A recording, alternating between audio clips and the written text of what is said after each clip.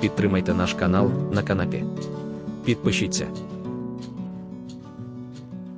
Анатолій Костецький. Мінімакс. Кишеньковий дракон. Або День без батьків. Розділ 1. День починається.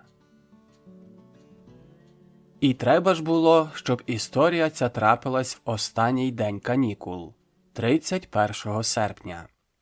Адже саме в цей день мільйони майбутніх школярів-початківців та шкільних ветеранів по всіх селах і містах переглядали начиння своїх портфелів, ранців та сумок, приміряли шкільні форми, годинами крутилися перед дзеркалами, востаннє перегортали поки що недоторкане чисті щоденники, готові вже завтра прийняти до себе все – від одиниці з мінусом і до п'ятірки з плюсом. Одне слово, це був останній день перед школою, з усіма його радощами, сподіваннями і турботами. І тільки Олег Валяйко, учень вже 4 класу, та його мала сестричка Ліза, вчорашня випускниця дитячого садка і завтрашня першокласниця, змушені були витратити цей день на зовсім інші справи. День 31 серпня для Олега розпочався о 6 годині ранку. Не подумайте, що Олег о такій ранній порі сам вибрався з ліжка і заходився робити фіззарядку. Він не дуже відрізнявся від більшості своїх ровесників, тож полюбляв ранками поніжитися в ліжку, доки тато чи мама не стягнуть з нього ковдру. Не любив Олег і вимахувати руками та ногами без будь-якої, як на нього, помітної користі. Байдуже, що тато й мама в один голос допікали йому. «Не робитимеш зарядки, виростеш хирлявий та кволий, не доживеш до бадьорої і щасливої старості, згублять тебе інфаркти та інсульти». Батьки лякали його ще й не такими хворобами, але що таке старість чи інфаркт для четвертокласника? Та й коли говорити по щирості, Олег щось не так уже й часто помічав, щоб мама чи тато, який був астрономом, покинувши свої завжди невідкладні і термінові справи, бігали бранками від тих злощасних інсультів та інфарктів. І коли син натякав їм про це, вони знаходили 100 причин для пояснень, а то й просто гримали. «Малий ще батьків учити, краще на себе поглянь». Отже, 31 серпня Олега розбудили рівно о 6 ранку. Спершу, коли мама почала стягати з нього ковдру, він відбивався крізь сон, та зрештою остаточно прокинувся і сів на ліжку, бо тато, що стояв поруч і мовчазно спостерігав, як син прокидається, раптом багатозначно мовив: «У мене до тебе серйозна чоловіча справа». Олег любив чоловічі справи. Правда, вони з татом у це поняття вкладали дещо різний смисл. Тато, коли йшлося про Олега, чоловічою справою чомусь вважав відвідини магазина та купівлю хліба чи молока. Олег же був переконаний, що чоловічі справи – це небезпечні мандрівки, космічні подорожі чи, в крайньому випадку, риболовля та полювання. Цього разу тато був такий серйозний, що Олег зрозумів – мова буде не про хліб чи молоко, а про щось таке справді важливе. Він хутко вистрибнув із затишного ліжка, помахав трохи руками, кілька разів присів, звичайно більше для тата, ніж для себе, і весело мовив: «Я слухаю тебе». «Так от», – почав тато здалеку, – «ти, я знаю, мужчина в мене серйозний, нелегковажний торохтій, і відчуваєш усю відповідальність ролі старшого брата». Олег трохи здивувався. Так батько починав розмову лише тоді, коли їм з мамою треба було йти в гості чи в театр, і хлопець мусив лишитися з Лізкою. Але зараз же вони не вдома, у місті, а в Круглику, на дачі. Та й о 6 годині ранку ні в гості, ні до театру не ходять. Але тато не дав йому глибоко замислитись, а відразу все пояснив. Ми з мамою їдемо додому. Мені треба на захист дисертації, а мама хоче спекти вам святковий пиріг. Ні, ні, замахав тато руками, коли побачив, що Олег збирається щось сказати. Не сперечайся. Я знаю, ти хочеш сказати, що ви з Лізою теж допомогли б мамі. Дякую, але ви краще побудьте ще один день на свіжому повітрі. Зосередьтеся перед завтрашнім днем, та й мамі без вас вільніше, а ввечері я приїду по вас. Відверто кажучи, Олег і не думав сперечатися. Ще пак, лишитися на цілий день без батьків на дачі. Тож він тільки вдав, що трохи образився, а вголос мовив. Звичайно, тату, я все розумію, адже я старший брат і глибоко усвідомлюю всю відповідальність, що лежить на мені. Така відповідь цілком задовольнила батька, і він надав слово мамі. Протягом 40 хвилин Олег вислуховував мамині поради і настанови, більшість яких починалися словом «не». Не купатися в озері, не перегріватися на сонці, не їсти немихтих фруктів, не лазити по деревах. Не. Всі оті «не» Олег знав на пам'ять, тож не дуже і прислухався до маминих слів. Та й Лізка, що не кажіть, була в нього чудова сестра. Олегові з нею жилося просто і легко. Він навіть любив іноді залишатися з нею вдвох. Варто було запропонувати малій гру в дочки матері, і ніяких тобі проблем. Лізка ставала мамою, а Олег – татом. А бути татом дуже просто. Вмикай гучніше телевізор, влягайся на канапу та куняй собі. Мала ходитиме навшпиньках повз канапу, сповиватиме ляльок і лише зрідка наважиться підійти до Олега за порадою. «Таточку, а що нам робити з оцією неслухняною донею?» Піднесе вона братові татові одну з ляльок. Олег почухає в потилиці, подивиться на стелю, а тоді недбало кине. «Мамусю, ти в мене така розумна, що як вирішиш, так і чини». Цього сестрі було досить, і вона більше не турбувала брата. Отже, все складалося якнайкраще. Нарешті батьки поїхали. День свободи розпочався. Розділ 2. Мінімакс 1. Якщо ви думаєте, що Олег тільки-но машина з батьками завернула в ліс, тут таки і забув про все на світі і стрімголов помчав до озера, ви глибоко помиляєтесь. Озеро в Круглику останнім часом зробилося неприступним. Ще тиждень тому на його берегах, порослих густим очеретом і луговими духмяними травами, можна було пограти в бадмінтон, поганяти м'яча або й скупнутися, а зараз до озера годі було потикатися.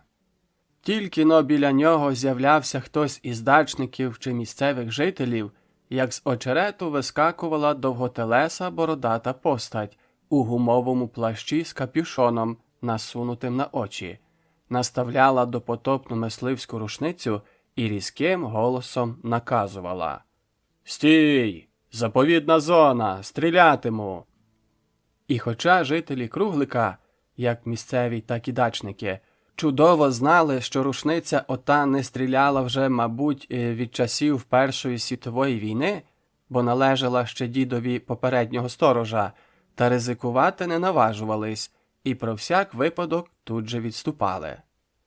Отже, самі розумієте, мчати щодуху на озеро Олегові не було ніякого сенсу, та й сестра ще солодко спала. Будити малу Олег поки що не став. Нехай поспить востаннє досхочу. Адже завтра почнеться нескінченне шкільне життя. І вже не скоро Лізка зможе дозволити собі розкіш поспати.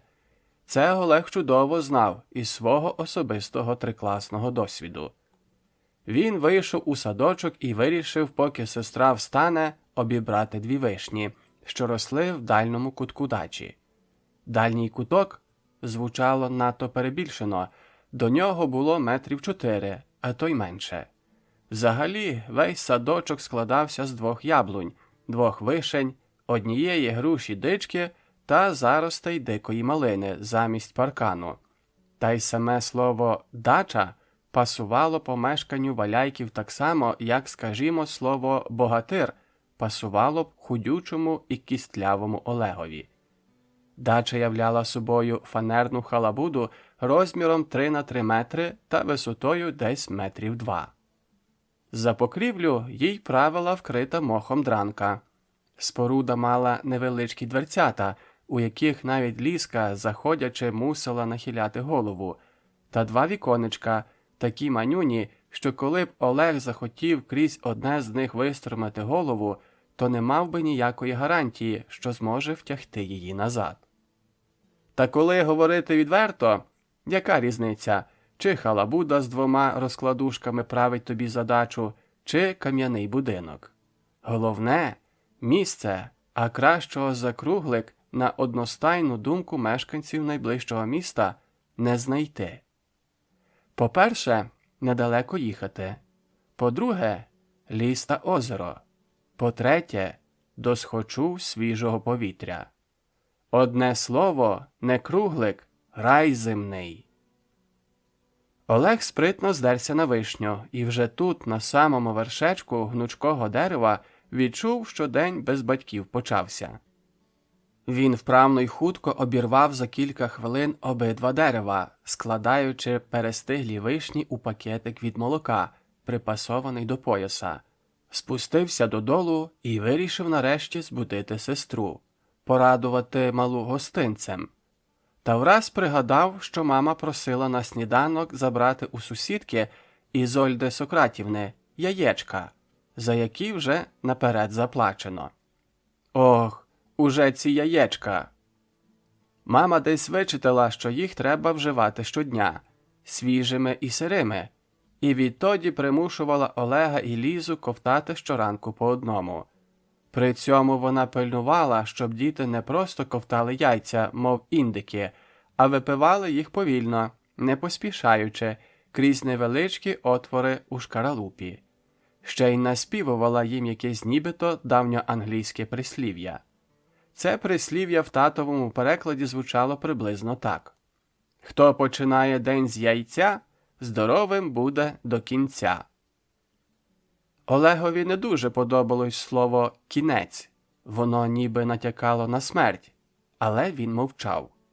Бо яка різниця, від чого помреш? Від щоденного споживання сирих яєць чи від інфаркту? З його точки зору, смерть від інфаркту навіть краща. Вона, принаймні, нічого не коштує. А за кожне свіже сире яйце Ізольда Сократівна, колишня власниця їхньої дачі, а теперішня сусідка, лупила по 3 магазинні ціни.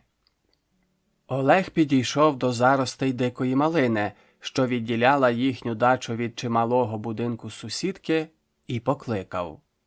«Ізольдо Сократівно! Це я, Олег! По яєчка!» Курник, що нагадував собачу будку і тулився до порога сусідчиного помешкання, відразу ж відчинився. Із нього спритно вибралася дамочка років 50 у картатій хустині і плюшевому чорному жакеті. Вона тримала в руці 2 яєчка. Щільно причинивши за собою дверцята курника, вона всміхнулася до хлопця. «Ось, дитинко, свіжесенькі, аж теплесенькі, щойно з-під курочки!» І простягла Олегові яєчка, завбільшки скоріше з голубині, ніж курячі. «Цікаво було б хоч раз поглянути на її курей», – подумав Олег. Сусідка чомусь ніколи не випускала їх із курника. Інколи з нього долинало слабеньке квоктання, але які на вигляд оті дивовижні, можна сказати, карликові кури, досі ніхто не бачив. Мабуть, таки справді то була якась рідкісна мексиканська порода, як запевняла Ізольда Сократівна своїх покупців, бо яйця від сусідчиних курей купувало чи не все дачне населення Круглика. А хіба звичайна курка може знести за день кілька десятків яєць? Та ніколи в житті. Олег чемно подякував сусідці і поспішив додому. звідки вже чувся спів Ліски. Сестра проснулася сама і, мабуть, чепурилася перед дзеркалом, яке тато на прохання мами нарешті повісив учора на вхідних дверях. «Привіт, школярко!» – посміхнувся до сестрички Олег. Що не кажіть, а він дуже любив Ліску. Мала, білява, з великими бурштиновими очима вона була дуже симпатична. Брат жартома смикнув її за кумедну кіску і поквапив. «Швидше вмивайся, снідати будемо». «А де мама і тато?» – здивувалася Ліска. Олег розповів їй, що тато з мамою поїхали до міста і щедро змалював усі переваги дня без батьків. На його подив, сестрі вони чомусь не здалися такими вже і заманливими, і вона промовчала.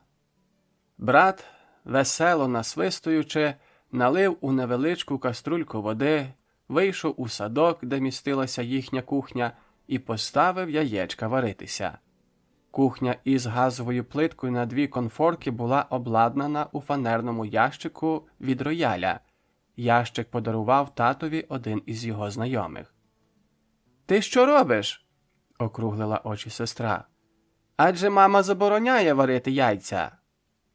«Заспокойся!» – відмахнувся Олег. «По-перше, мами сьогодні нема. По-друге...» Тут Олег вирішив схитрувати і скористатися прийомом, до якого вдавався тато, коли Ліска відмовлялася щось їсти. «Я недавно прочитав у журналі «Здоров'є», що жінки, які мріють стати кіноактрисами, повинні хоч раз на місяць їсти варені яйця». «Чому?» – недовірливо поцікавилась Ліза, яка, мабуть, уже з колиски спала та бачила себе на великому екрані. «Бо варений білок, не кажу вже про жовток, активно сприяє гостроті зору. А коли в тебе гострий зір та ще й красиві від природи очі, то на екрані вони будуть втричі виразніші». Цей аргумент переконав Ліску, і вона заспокоїлась. «Приглянь за яєчками та подзьобай ось вишень», – подав Олег сестричці пакетик. «А я трошки помідорчиків пошукаю». І він пішов до невеличкої грядки з кількома кущиками помідорів, які ховалися в бур'янах у тому ж таки дальньому кутку саду. Коли він відкручував хвостик останнього помідорчика завбільшки з кульку для настільного тенісу, від кухні раптом долинув Ліщин зойк. Потім дзвінкий сміх, а тоді якесь пискливе воркування. Олег кинув помідори на землю і стрімголов помчав до кухні. Та коли він підбіг, то побачив, що нічого не сталося. Ліска стояла перед плиткою навколішках і лагідно посміхалась. Перед нею лежала перевернута каструлька, а поруч, у калюшці з недовареного білка та води, яєчна шкаралупа. «Чого б це я веселився?» – розсердився Олег. «Що ти тепер снідатимеш?» Він кинувся піднімати каструльку, та Ліска голосно зойкнула. «Обережно! Ти наступиш на нього!» «На кого на нього?» – не зрозумів Олег і витріщив очі на каструльку. На землі за каструлькою сиділо дивне створіння, дуже схоже на ящірку. Але в цієї ящірки, на відміну від звичайних, що водилися на лузі коло озера, на спині стирчали 2 невеликих крилиць із перетинками, а луска на тілі відливала металевим блиском. Дивне створіння погойдувалося на 2 задніх товстеньких лапах, схрестивши перед собою 2 передні, значно коротші, і пильно дивилося на Олега своїми райдужними очима з густими пухтастими віями. При цьому воно ще примудрялося водночас колупати гострим хвостиком у правому вусі, схожому і формою кольором на пелюстку гарбузової квітки. «Це що за потвора?» – здивувався Олег. «Дракончик!» – весело відказала Ліска і, присівши навпочіпки, мізинчиком почухала потвору за лівим вушком. «Сам ти потвора!» – раптом сердито пискнула дивовижна істота. «А я Мінімакс перший. Такого, як кажуть, і в страшному сні не побачиш. Не дивно, що Олег, почувши ці слова, так і сів, де стояв. Розділ 3. Щедра сусідка. Нехай ніхто з вас не сподівається, що ліщиного зойку в круглику о цій ранній порі не почули. Щоправда, старожилів зойками не здивуєш, бо відтоді, як у круглику почали з'являтися дачі, село стало повнитися і зойками дітей. Діти дачників зойкали при найменшій нагоді. Побачить хто з них корову і кричить: «Ой, мамо, диви! Справжня корова!» Побачить качку те ж саме: «Ой, мамулю, качечка, жива качечка!» І так від ранку й до вечора. «Метеличок, ой-ой! Вужик, а-тя-тя! Жабка, скок-скок!» Місцеві жителі розуміли, що візьмеш з цих городян, дітей бетону, сталі і скла, блідих пагінчиків асфальту. Справді, самі подумайте, хіба зустрінеш у центрі міста корову чи табун качок в оточенні барвистих метеликів? Та ні за що в світі. От вони і усміхалися поблажливо та думали: нехай малі радіють, нехай спілкуються із справжньою природою, бідолашки. Та про Олега і Лізу вони були іншої думки. Спокійні і виховані брат і сестра за той час, що були на дачі, жодного разу не дозволили собі зарепетувати чи загорлати. Тим паче качатися по землі та дригати ногами, як це робили деякі міські діти, коли батьки щось забороняли їм. Отже, ліщиному зойку ніхто не надав значення, окрім сусідки Ізольди Сократівни. Ця жінка вважала своїм громадянським обов'язком звертати увагу на все, що діється навколо, бо мала від цього свій зиск. Тож і зараз, почувши зойк на дачі Валяйків, вона метнулася до порога і заскочила в будинок. У першій кімнаті, захаращеній різноманітним непотребом, від заіржавілої швейної машинки до старезного пилососа «Вихрь», Ізольда Сократівна підійшла до дивної споруди, накритої старою рядниною, і відкинула запону. Під нею виявилася клітка, в якій сиділа пошарпана напівсонна ворона. Птах невдоволено покосував заспаним оком на Ізольду і сердито каркнув. «Ну-ну, покаркай мені!» Замахнулася рядниною Ізольда, і бідолашна ворона злякано втягла носату голову в плечі. «Вилазь!» – прочинила хазяйка дверцята клітки. «Справа є!» Ворона струснула крильми, зганяючи залишки сну, і неохоче вилізла. «Що там таке сталося?» – спитала вона людським голосом. «Я вже й так від ваших доручень гибію, то хоч ранком можу поспати?» «Потім поспиш, а зараз до роботи. Чи міліцію сюди запросити?» Єхидно поцікавилась Ізольда. «Ох, уже ця міліція!» Скільки Креня пам'ятав себе, Ізольда весь час лякала його міліцією. Невже так воно буде до кінця його життя? Креня, так звали ворону, був не лише розумний, як переважна більшість ворон взагалі, а й умів розмовляти. Ви, мабуть, знаєте, що можна навчити розмовляти деяких птахів, хоча далеко не всіх. Але Креня володів ще одним рідкісним та безцінним талантом. Він умів слухати і запам'ятовувати почуте. Та про Креню згодом, а зараз трохи про саму Ізольду Сократівну. Вона прижилася в круглику якось непомітно і ненав'язливо. В будинку, де вона зараз мешкає, колись жила бабуся років 80. Така собі бабка-кульбабка, яку всі називали просто Митрофанівною. Коли перші дачники почали торувати стежки до круглика і зводити там оселі, з'явилася і Ізольда Сократівна.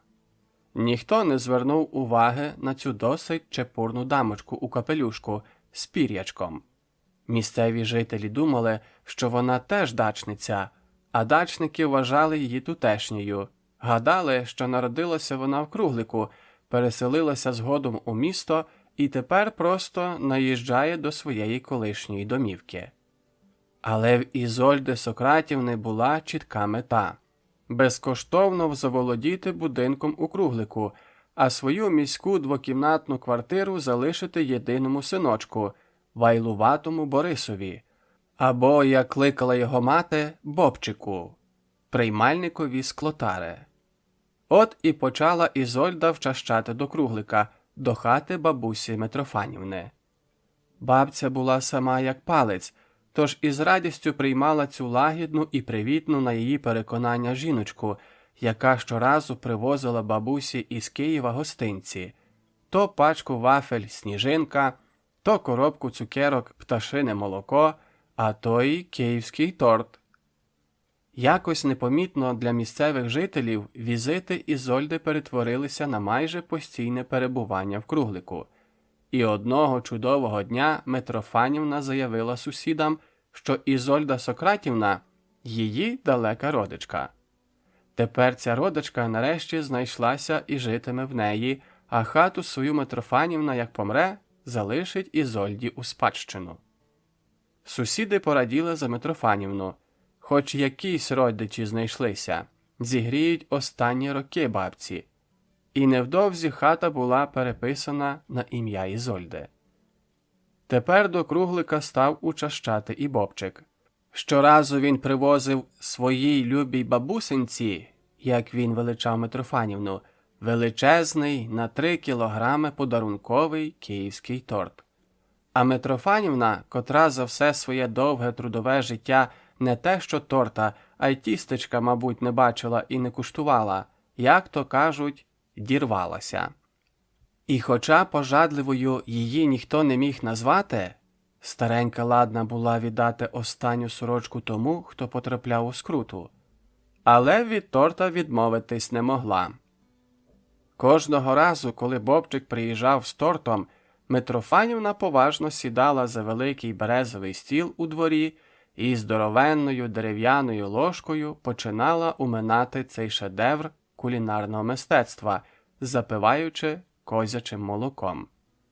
В ці хвилини старечі зморшки на її обличчі розгладжувалися, вицвілі від часу очі знову вигравали яскравими синіми бісиками. Та ось перед Новим роком Митрофанівна наказала довго жити. Ховав бабцю весь Круглик. Люди говорили належні в таких випадках слова. Бабусі трішки поплакали, згадуючи минуле. Та найбільше за Митрофанівною побивалася Ізольда і Бобчик. Правда, злі язики за їхніми спинами плескали, що саме вони своїми подарунковими тортами звели Митрофанівну в могилу. Але чого люди не набалакають? Самі подумайте. Чи вмирали ви, якщо вам траплялася нагода укоськати цілий торт? Не пригадуєте? Отож бо й воно. Тепер Ізольда Сократівна зробилася повноправним членом Кругликівської громади, успадкувавши будинок Митрофанівни. Місцевих жителів трохи здивувало, що Ізольда відразу ж почала обносити щільним височенним парканом свою нову садибу. І коли дільничний інспектор поцікавився, навіщо, Ізольда пояснила, вона, мовляв, збирається завести кілька курочок.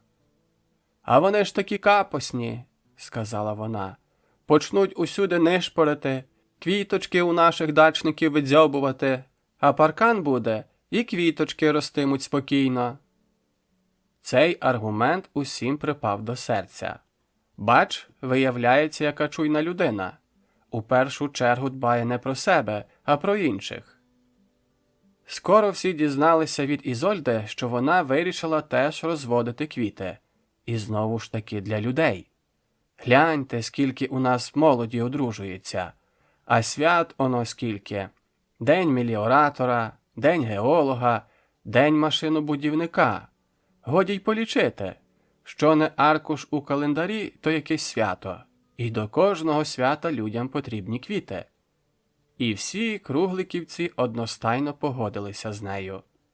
Щоправда, вирощені квіти Ізольда чомусь не здавала в квітковий магазин, як з її слів збиралася чинити, а сама продавала на міському ринку. Деякий час Ізольда двічі на день рейсовим автобусом возила квіти у відрі, обмотаному марлею. Та скоро за нею і за квітами почав приїздити на власних «Жигулях» Бобчик. Злі язики знову потякали, що, мовляв, машину придбано за гроші, виручені від квітів. Та Ізольда всім легко довела, що Бобчик виграв «Жигулі» у спортлото. І всі знову пораділи такому щастю новоспечених кругликівців. А цьогорічної весни Ізольда приїхала до Круглика з татом Олега і Ліски.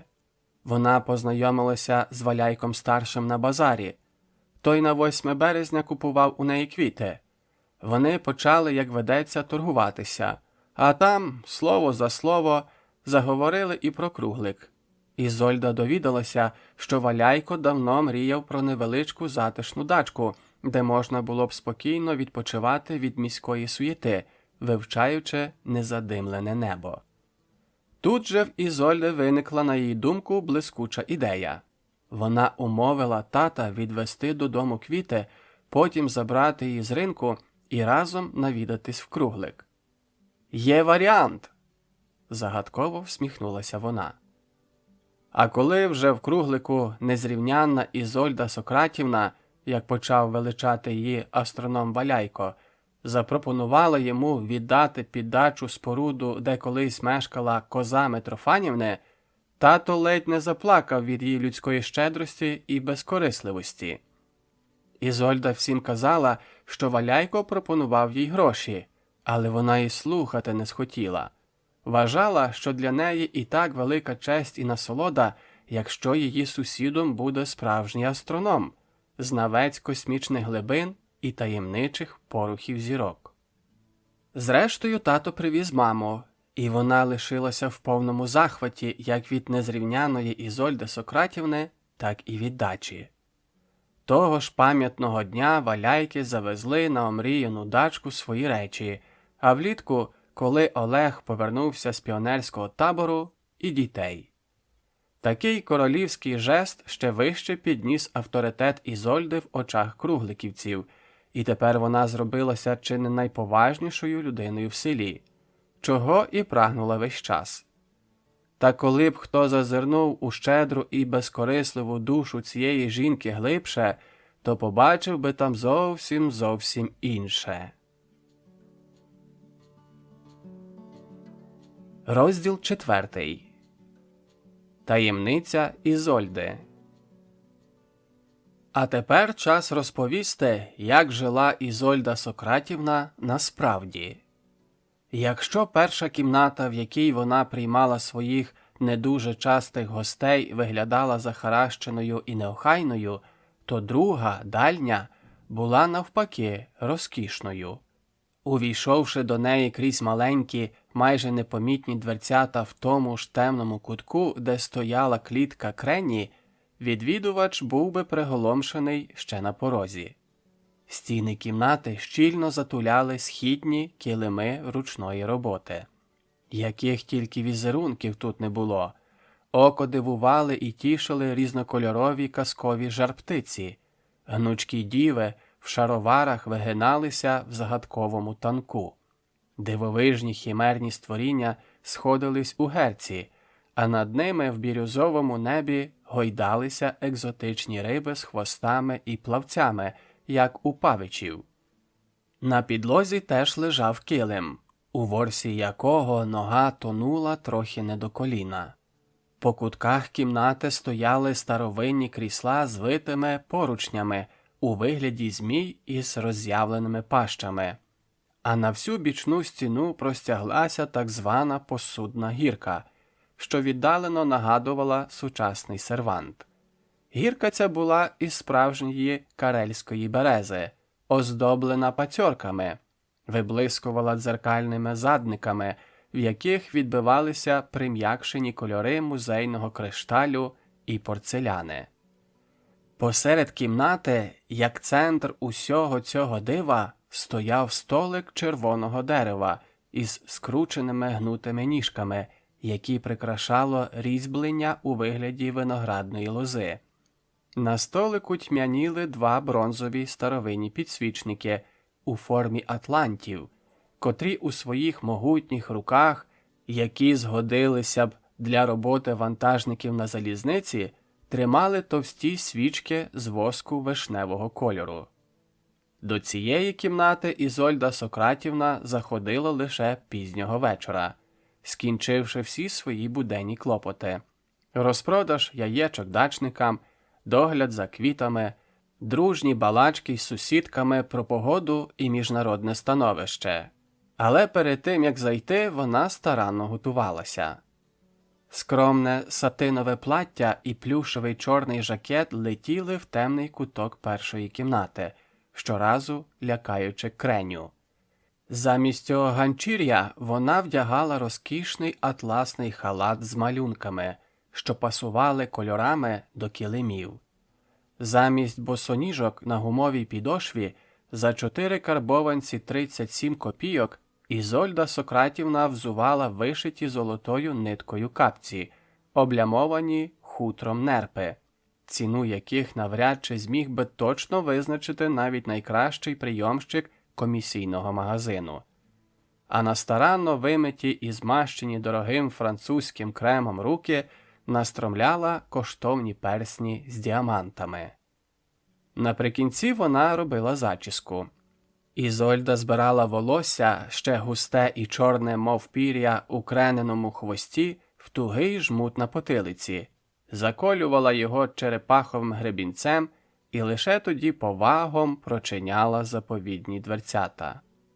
Зручно вмостившись в одному з крісел, Ізольда відкривала приховані за килимом від стороннього ока дверцята стінної шафи. На перший погляд можна було здивуватися. Серед такої розкоші і звичайнісінька тобі стінна шафа-комірчина з нефарбованими сосновими полицями, ущерть завантаженими півлітровими банками з варенням. Але це тільки на перший погляд. Ізольда розсувала у першому ряді банки з варенням, і за ними відкривалися теж банки, закатані металевими кришками. Та в цих банках зберігалося не варення з яблук, вишень чи слив. У цих банках лежали гроші. Як і кожна дбайлива хазяйка, що наклеює на закручену банку з варенням папірець і на ньому пише сорт варення і коли його зварено, так само Ізольда Сократівна закручувала в півлітрові банки купюри у 10, 25, 50 і 100 карбованців. Робила на банках наклейки з медичного пластеру і теж щось писала на ньому червоним фломастером. Але писала, звичайно, не сорти варення, де ви бачили варення з грошей, а якісь загадкові цифри, скажімо такі: 25.1500.8. Цей напис сторонній людині нічого б не сказав, але не Ізольді. Для неї він означав дуже і дуже багато. Ось як він розшифровувався. Грошові купюри по 25 карбованців. Всього в банці 1500 карбованців. Гроші зібрано в серпні. Гроші в банки Ізольда закручувала з багатьох міркувань. По-перше, в банках, на відміну від ґрунту, печер чи інших традиційних схованок для скарбів, вони не псувалися. По-друге, так під виглядом варення банки не привертали зайвої уваги, в разі чого. По-третє, якщо треба буде кудись переїхати, банки легко можна завантажити в ящики, котрими Ізольду Сократівну запросто забезпечив би синочок Бобчик, адже для приймальника склопосуду це дрібниця. І по-четверте, і це головне, слова «банка» та «банк» здавалися Ізольді близько спорідненими. Як їй це не було прикро, але в нашій країні приватних банків нема, та й не може бути. Якщо у вас є зайві трудові гроші, ви можете тримати їх у будь-якій із численних ощадкас. Ізольда ж ощадкаси обминала 10-ю дорогою, бо гроші, які вона мала, були далеко не трудові. От вона і надумала влаштувати собі свій власний потаємний банковий банк, як Ізольда його називала. Банк Ізольди Сократівни налічував уже стільки банок, що потребував переобліку та інвентаризації. Жіночка давно збилася з рахунку. От вона й збиралася взимку, коли роботи поменшає, зайнятися цією справою, а поки що не дуже сушила собі голову. Та й приємно було мати стільки грошей, що й полічити непросто. Ще сподівалася вона придбати для підрахунку грошей міні-комп'ютер, та зіткнулася з непередбаченими труднощами. Комп'ютери, як виявилося, продавали тільки державним установам та організаціям. Такий хід справ трохи образив Ізольду. «Ач які! Звичайні школярі, яким іще треба таблицю множення вчити, і ті можуть собі спокійно і безкоштовно обрахувати свої задачки на комп'ютерах, а вона, можна сказати, мільйонерша, мусить користуватися допотопною рахівницею». Та Ізольда поки що не дуже і побивалася. Вона сподівалася рано чи пізно роздобути омріяний комп'ютер, а тим часом вирішила досконально оволодіти прийомами роботи на ньому. І це, до речі, була чи не найповажніша причина, чому вона запросила Олегових та Ліщиних батьків на дачу. Адже діти Валяйків – школярі і мають доступ до обчислювальної техніки. Та й мама їхня – старший бухгалтер-економіст. Тож Ізольда спершу підучиться в них, а там, гляди, і комп'ютером десь розживеться. У цьому їй допоможе Бобчик. Адже для посади, яку він обіймав, нічого неможливого нема. Навіть і тепер, коли люди здають переважно посуд від соків та мінеральних вод, все одно біля пунктів прийому склотари завжди стоять черги. А Ізольда і Бобчик чітко усвідомили – там, де є черга, завжди можна погріти руки. Вас, мабуть, уже цікавить, звідки ж рядова і не дуже працьовита, на перший погляд жінка, має таку силу селену грошей? Тоді поцікавтесь на базарі, особливо перед святами, скільки коштують квіти, або навідайтесь у круглик і спитайте ціну пари яєчок. А тепер час розповісти і про Креню. Колись Креня не мав ніякого імені, а був звичайним воронятком, веселим і галасливим, і мешкав у рідній воронячій колонії. З давніх давен колонія оселилася в самому центрі круглика, чи не з часів його заснування, і ніхто з мешканців не звертав на те уваги. Та й ворони приносили певну користь. Вони визбирували на городах черв'яків, личинок, усяких вреднючих жуків, поїдали різні покидьки, котрі лишалися після недільних наїздів міських туристів. Та відколи круглик почали заселяти дачники, воронячому раюванню настав край. Каркання і галас чорноперої колонії, які здавалися кругликівцям чимсь природним і невід'ємним від самого життя, дачникам чомусь не припали до смаку. Вони почали жалітися і писати до начальства, мовляв, вороняча колонія заважає їм жити. І от до круглика навідався чоловік у міліцейській формі. Походив, побалакав про щось із дачниками та й поїхав собі. А згодом з'явився знову, тільки вже не один, а в супроводі двох дядьків з мисливськими рушницями. Дядьки почали бабахкати у небо. Знявся страшенний лемент. Бідолашних ворон пройняв невимовний жах.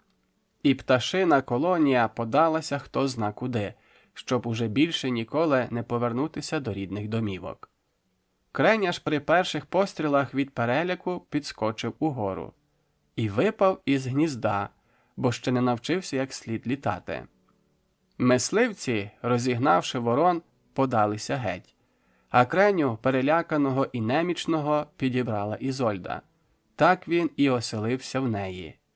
Зрозуміло, що його дитяча пам'ять міцно утримувала образ людей з рушницями, які ледь не до смерті нажахали його родичів, тож Ізольда відтоді і користувалася цим. Щоразу, коли Птах пробував був заперечувати хазяйці, вона грозилася здати його в міліцію або ж покликати мисливців.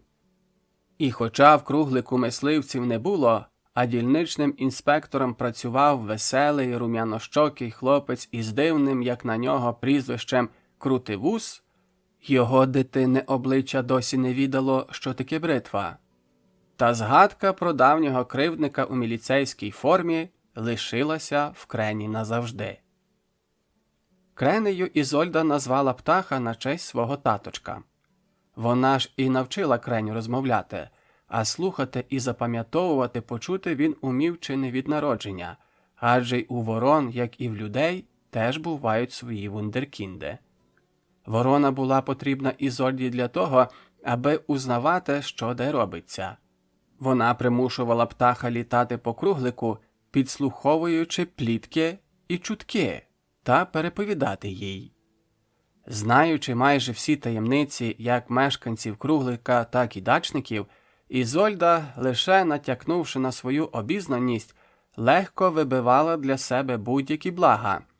То мінеральні добрива для квітів, то нові дошки для паркану, а то й письмову подяку для свого Бобчика за сумлінну роботу у сфері обслуговування. Ще Креня мусив узнавати, де намічаються весілля чи похорони. От де Ізольда і Бобчик гріли руки. Ізольда Сократівна першою мчала до місця події зі своїми квітами, бо знала, лише у цих двох випадках люди навіть не питають, скільки коштує букет, а платять, що скажеш. Та й Бобчик, якого Ізольда відразу сповіщала терміновою телеграмою, прилітав своїми «Жигулями» на весілля чи похорони за порожніми пляшками. Після такого візиту на дверях приймального пункту склотари, де він працював, кілька днів висіла промовиста табличка «Немає тари». А на полицях так званого банкового банку Ізольди ставало тісніше. Роль шпигуна зовсім не подобалася Птахові. Він затаїв на Ізольду страшенну злість і при першій же нагоді мріяв помститися. Але жах перед міліцією поки що змушував Креню коритися хазяйці, та й для помсти ніяк не траплялося слушної нагоди. Отак насправді жила Ізольда Сократівна, ховаючись від сторонніх очей за щільним високим парканом та за славою душевної і безкорисливої жінки. Отже, почувши ліщин зойк, вона вигнала Креню з клітки і наказала: «Негайно лети до Валяйків, поглянь, чого раптом ці виховані діточки галасують?» «На голодний шлунок?» – обурився Креня, бо хазяйка навіть не згадала про сніданок. «І не подумаю!» «Що?» – гримнула Ізольда. «І не подумаєш?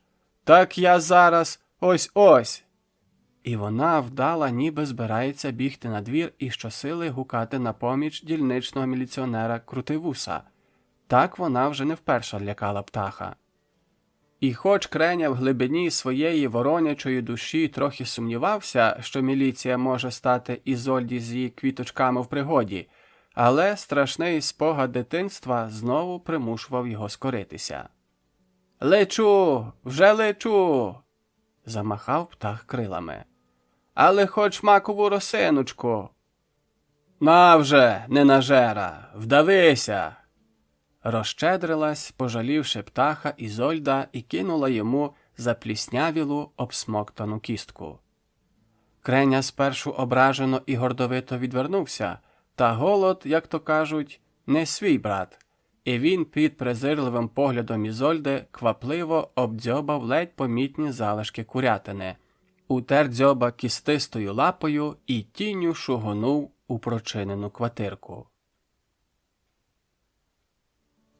Розділ 5. Знайомство зблизька. Підлітаючи до літньої кухні Валяйків, Креня ненароком зачепив металевий кухоль, що висів на яблуневій гілці. Кухоль із дзенькотом упав на землю, і птах від ляку аж завис у повітрі. «Все!» – майнуло в голові. «Тепер уже точно здадуть у міліцію!» Та на його подив ніхто на дзенькіт просто не звернув уваги, тож Креня вже обережніше вмостився на нижній гілці і уважно почав мотати на вуса.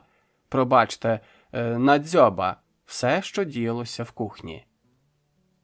Олег нарешті оговтався від того, що побачив і почув. Він підвівся із землі, підсунув до себе низенький дерев'яний ослінчик, вимкнув газову плитку, в балоні вже кінчався газ, і вирішив докладно з'ясувати, що ж трапилось. «Прошу вибачити», – звернувся він якомога спокійніше до крилатої ящірки, що вміла говорити. «Але мені не зовсім зрозуміло. Ви кажете, нібито ви...» «Кажу, що чуєш», – не дуже вічливо перебила його ящірка.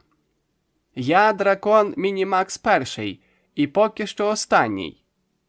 При цьому ящірка-дракон гордо розправила крильця і кумедно настовбурчила рогові лусочки на мордочці та колючки на довгому зеленому хвості.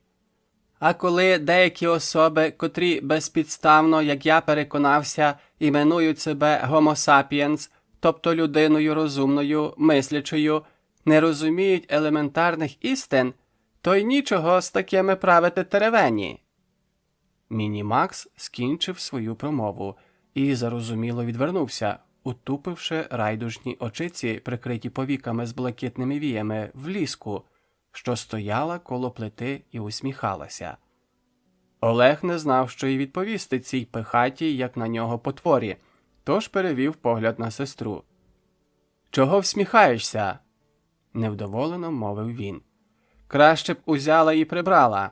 Онде всю підлогу залила яйцями та засмітила шкаралупами». Ліска заходилась прибирати, а Олег трохи заспокоївся, випустив в пару, як сказав би тато, і знову звернувся до пихатої ящерки, що називала себе Мінімаксом. «Наскільки я зрозумів, добродію, ви назвалися драконом?» «Точніше не скажеш», – глузливо посміхнувся Мінімакс, якщо припустити, що маленькі крилаті ящерки вміють посміхатися. «Але наскільки я знаю, – вів далі Олег, – про драконів наукових даних нема. Хіба що в казках чи билинах є згадки про них. Але то вигадки, та й ви пробачте мені щось не дуже схоже на тих драконів, про яких мені довелося чути і читати. Справжні дракони – це велетенські створіння, які дихають полум'ям. Ви ж на вигляд звичайнісінька ящірка, хіба що з крильцями». «От я зараз тобі покажу ящірку!» – пискляво вигукнув Мінімакс. «От зараз ти побачиш у мене!» І він просто на очах у вкрай переляканого Олега почав рости. Ось Мінімакс збільшився до розміру морської свинки. Ось він уже переріс кота. Ще трохи і... Олег, навіть не уявляючи, що може бути далі, так стиснув руки, що хруснули пальці. Та раптом Ліска, ця весела, балакуча Ліска, сміливо підскочила до ящірки, обняла її за лускату шию, притулила свою золотаву голівку до гостровухої голови дракончика і ніжним голосочком, якого Олег від неї досі не чув, прошепотіла створінню у самісіньке вухо. «Мінімаксику, любий, заспокойся, будь ласка, невже ти не бачиш? Братик жартує». «Хороші жарти», – подумав Олег та вголос нічого не сказав. «От так ковтне тебе ця потвора, навіть черевиків не знайдуть». Ліска ще міцніше притулилася до дракончика. І той, на превелике здивування Олега, відразу почав меншати. Зменшившись до розміру звичайної ящірки, він сказав: «Та хіба я що? Я нічого. Але ж він перший почав». Мінімакс махнув колючим хвостом на Олега. «Чого він ящіркою дражниться? Я ж не кажу йому нічого образливого, хоч він теж не Котигорошко чи, скажімо, не Добриня». Крити було нічим. Олегові справді до могутньої статури наших славетних казкових богатирів було дуже далеко. Худющий, аж кістки полічити можна. Він ще й горбився так, що лопатки випиналися з-під майки, наче з них ось-ось вибрунькуються крила. Влучне спостереження нікчемного дракона не просто образило хлопця, а й змусило замислитися. Він зразу ж дав собі слово зайнятися зарядкою вже не для батьків, а в першу чергу для себе. «Звідки ти знаєш про Котигорошка й Добриню?»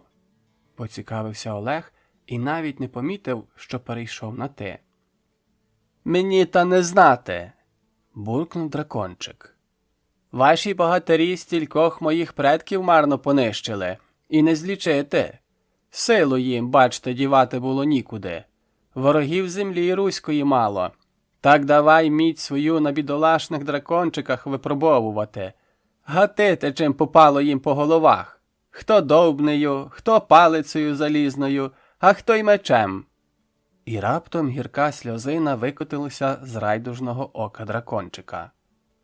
«Мінімасику, не плач!» – погладила його мізинчиком по голівці Ліска, а Олег додав: «Не побивайся, то минулося». Він, коли говорити по щирості, не дуже вірив дракончику, але побоювався, що Мінімакс розсердиться і знов почне рости. Олег уже переконався в його дивовижній властивості. Варто було роздратувати чи образити дракончика, як він відразу ж починав більшати. І до яких розмірів він міг виростати, Олег не уявляв, а експериментувати йому аж ніяк не хотілося. Зате, коли дракончику сказати кілька лагідних слів, підлеститися компліментом та ще й приголубити, він відразу зменшувався до розмірів звичайнісінької ящірки. Особливо добре на Мінімасика впливала Ліска, до якої дракончик увесь час, поки точилася розмова, горнувся і тулився, мов кошеня. «А звідки в тебе таке ім'я?» Олег вирішив з'ясувати все, а заодно і перевірити своє припущення. «Просто я можу меншати чи більшати, як захочу. Міні – це від слова мінімум, тобто маленький, а макс – від максимум, що означає великий». «І до яких розмірів ти можеш більшати? Може, як слон?» – усміхнувся Олег. «Зараз побачиш». Грізно відказав Мінімакс і почав так швидко рости, що відразу сягнув Ліщиного плеча. «Стривай!» – вигукнула Ліска. «То Олег просто так не подумав, а ти відразу…» «Нехай думає!» – кинув Мінімакс і знову зменшився, а Олег звернувся до дракончика вже зовсім запобігливо. «Вибач, більше не буду. Я ще хочу спитати, чому ти не просто Мінімакс, а Мінімакс перший?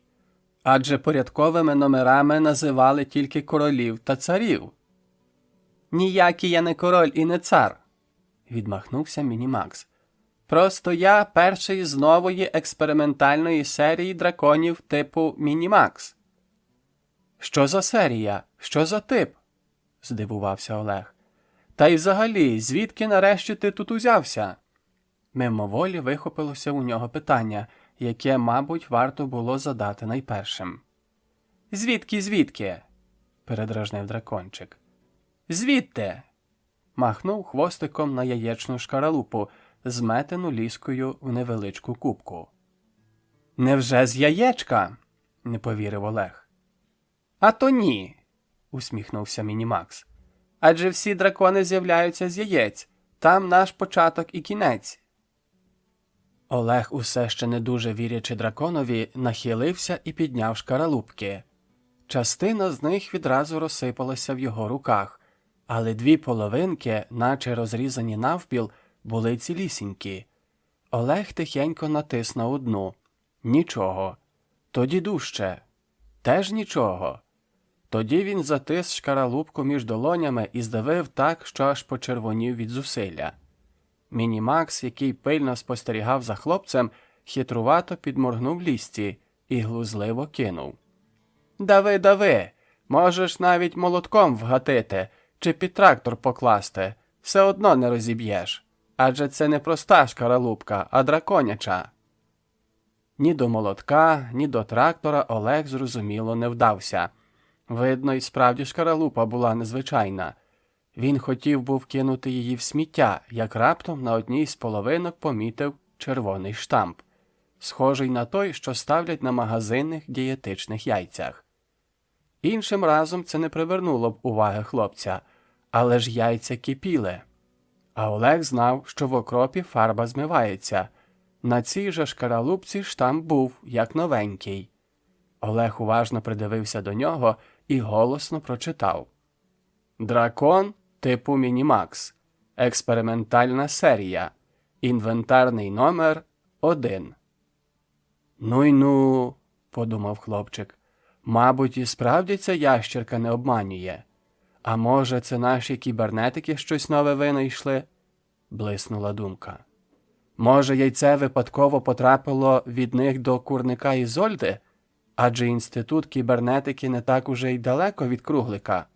Виходить, Мінімакс – штучний, а не справжній. Така собі кібернетична іграшка». Думка сподобалась Олегові, і він вирішив перевірити своє припущення. «От я тобі дам, іграшка! От я тобі перевірю!» – аж скипів Мінімакс. «Ти гадаєш, я не знаю, про що ти подумав?» Мінімакс випручався з ліщених рук і стрибнув Олегові на коліна. «Ось, помацай!» Дракончик тицнув йому в руку свого колючого хвоста. «І тут! І ось тут!» Він підставляв під Олегові тремтячі пальці то ніс, то крильця. «Краще! Краще мацай! Ну як, пересвідчився?» Олег присоромлено мовчав. Він переконався, Мінімакс був живий-живісінький, справжній-справжнісінький.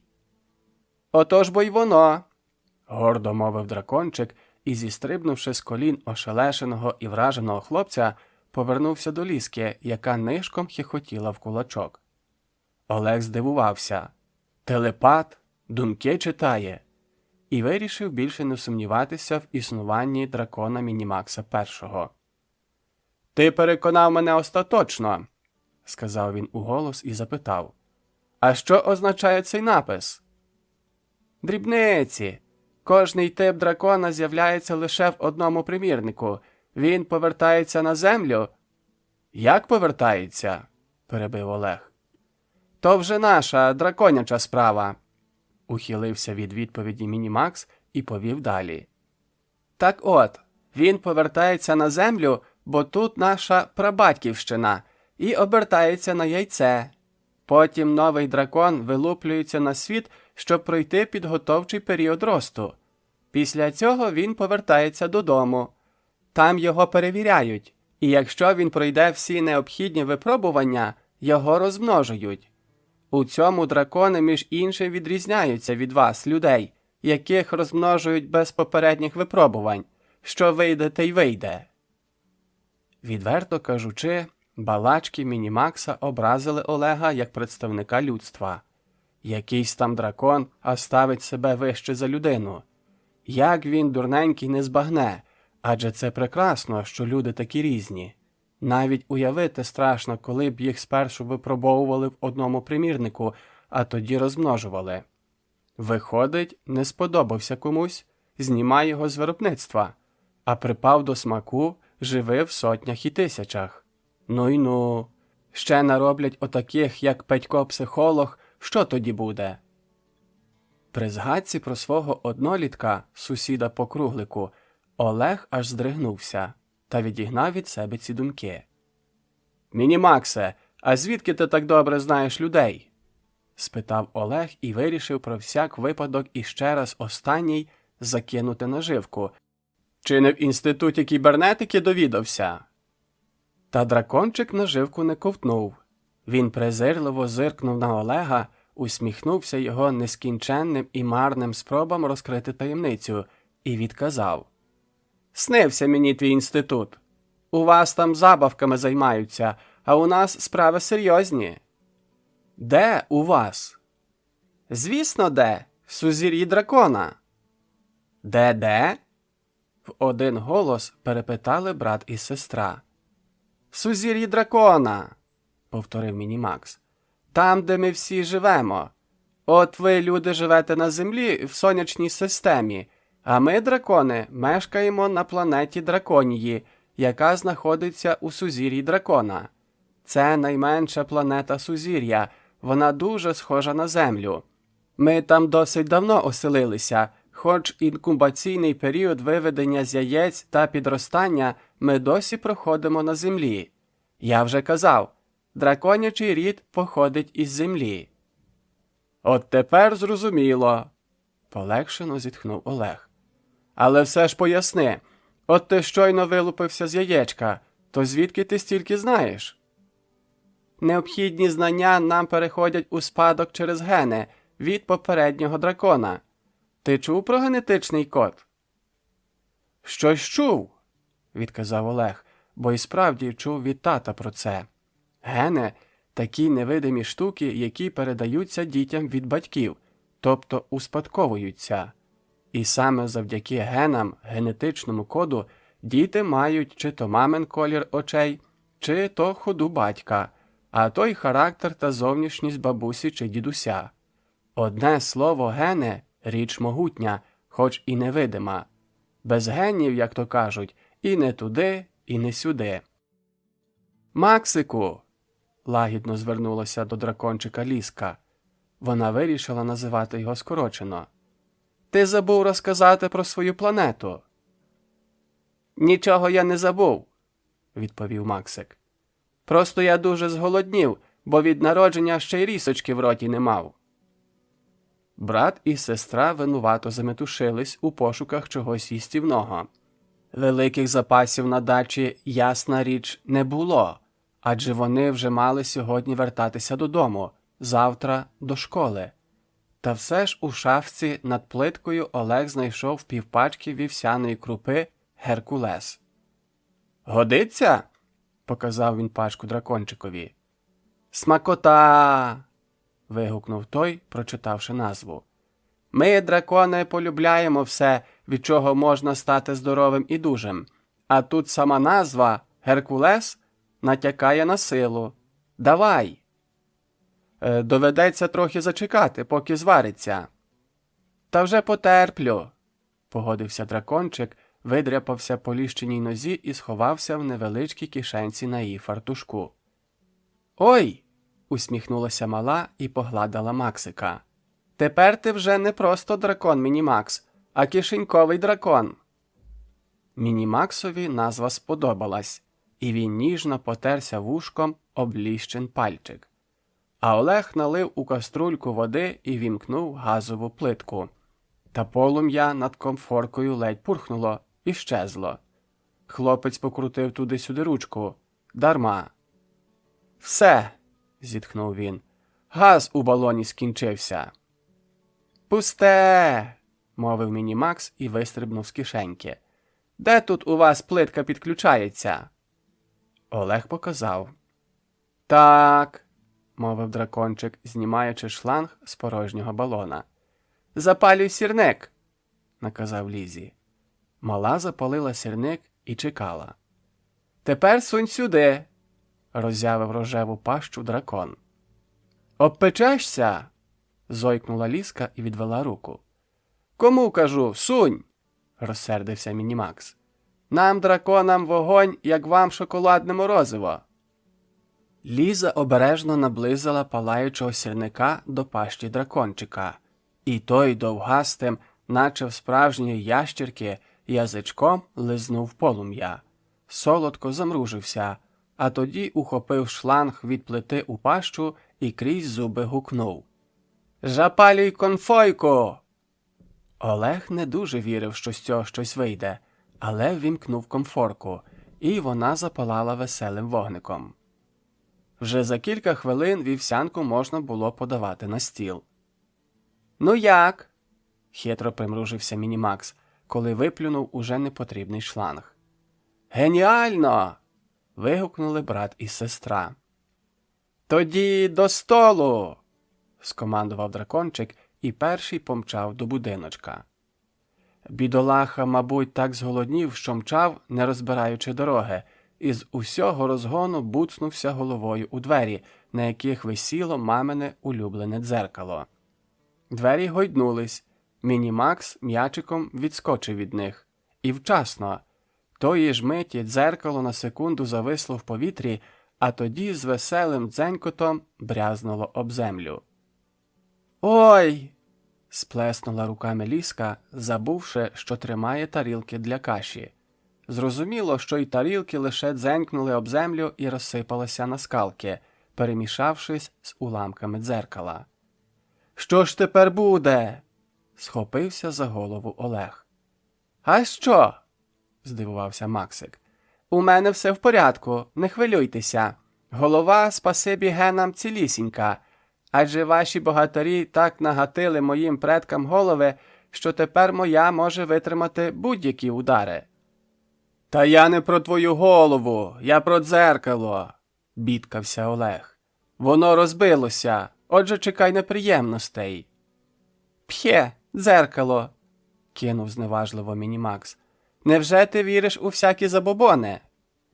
«Забобони тут ні до чого», – відмахнувся Олег, бо й справді не вірив у них. «Річ у тім, що це мамине дзеркало, отже про чуханки не минути». «Справді», – погодився Мінімакс. «Що ж робити?» «Я знаю», – підстрибнула Ліска. «Скажемо, що це кіт Петька-психолога». «Але ж валити на безневинного кота нечесно», – не погодився Олег. «Може, хай Мінімакс признається мамі?» «Ти що?» – замахала руками сестра. «Та хіба мама повірить, що у нас є дракончик?» «Еге ж, не повірить», – підтримав Лізу Мінімакс. «Дорослі вони такі». Видно було, що йому аж ніяк не хочеться знайомитися з таємничою прочуханкою, про яку з таким відчаєм говорив Олег. «Але до чого тут кіт? Хіба він допоможе?» «Цей кіт допоможе, будьте певні», – сказав Олег і додав. «Гаразд, біжу до Петька за котом, а ви снідайте без мене». Розділ 6. Кіт на прокат. Петько-психолог мешкав на протилежному кінці круглика. Він хоч і вчився у місті, у сусідній з Олеговою школі, та й жив там досить давно вдвох із мамою, але кругликівці вважали його місцевим. По-перше, він у круглику народився. По-друге, батько його жив тут. Ото щоліта Петько-психолог приїздив, як він висловлювався, в рідні Пенати, до батечка. Батьки його розлучилися, коли він був зовсім малий. Мама з Петьком перебралася до міста, і їм дали кімнату в гуртожитку кондитерської фабрики, де вона працювала. А батько, що полюбляв зазирати до чарки, через що вони й розлучилися, зостався в круглику у своїй занедбаній хижі. Мама все ще сподівалася, що батько візьметься врешті-решт за розум, от і виряджала щоліта Петька до нього. Може, син якось вплине на татуся. Коли Петько приїздив, батько перший місяць тримався. Ходив охайно вдягнений, веселий, брався за будь-яку роботу. Але невдовзі знаходилися різні приводи. То день народження у друга, то весілля, а то й просто вихідний день. І таточко знов брався за чарку. У такі дні Петько від ранку і до ночі пропадав на вулиці. Його підгодовували сусіди, які любили і жаліли Петькову маму. Та й сам він навчився заробляти гроші всіма правдами і неправдами. То комусь допоможе прибрати подвір'я, а то що-небудь зробити у дачника на будівництві. Загалом, як здавалося Олегові і як відчувала Ліска, Петько був начебто непоганий хлопець, але постійна нестача грошей, мабуть, таки позначилася на його характері. Петько, аби заробити копійку, міг пускатися не лише на приниження, а й хитрував, навіть із сусідами і товаришами. От і зараз він сидів на купі цегли перед довгим парканом, за яким ішло будівництво нових дач, і підперши підборіддя розмірковував, Як же зручніше перетягти оту кляту цеглу в двір однієї дачі, щоб заробити 10, обіцяну дачником, і не дуже перетрудитися при цьому. За цими роздумами і застав його Олег. «Привіт!» – кинув він Петькові. «Добре, що зразу знайшов тебе. Ти мені конче потрібний». «Знайшов», – усміхнувся Петько-психолог. «Я ні від кого й не ховався. А навіщо я тобі знадобився? Мабуть, знову позичити грошей? Так я, ти ж знаєш, даю лише під проценти». З Петьковими процентами Олег познайомився зовсім недавно. Він біг по молоко і дорогою натрапив на автолавку з книгами. Серед безлічі поетичних збірок, яким, судячи по роках видання, належало б знаходитися на полицях букіністичного магазину та різноманітних довідників для домашніх господарок, його погляд вихопив давно вимріяну книжку про історію піратства. Про цю книгу Олег багато чув, але в місті дістати її не зміг навіть тато. Та що там тато? Навіть Бобчик Ізольди Сократівни, котрому, за її словами, дістати будь-що легше, аніж перевернутися з боку на бік, і той розвів руками. І от маєш. Тут, у круглику, в заїжджій автолавці Олег раптом бачить бажану книгу і навіть може стати її власником. Прогавити таку нагоду він не міг. Олег на якусь мить завагався, а тоді рішуче поліз до кишені і витяг трояк, який мама дала на молоко. Через лічені хвилини дорогоцінна книга була у нього в руках. «А як же молоко? І що я скажу мамі?»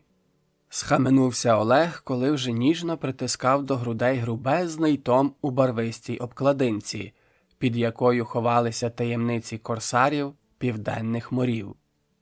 Аж тут нагодився Петько-психолог, що вештався неподалік. «Що, загули грошики?» – вишкірився він. «А мати, мабуть, на молоко давала». «А тобі що?» – огризнувся Олег.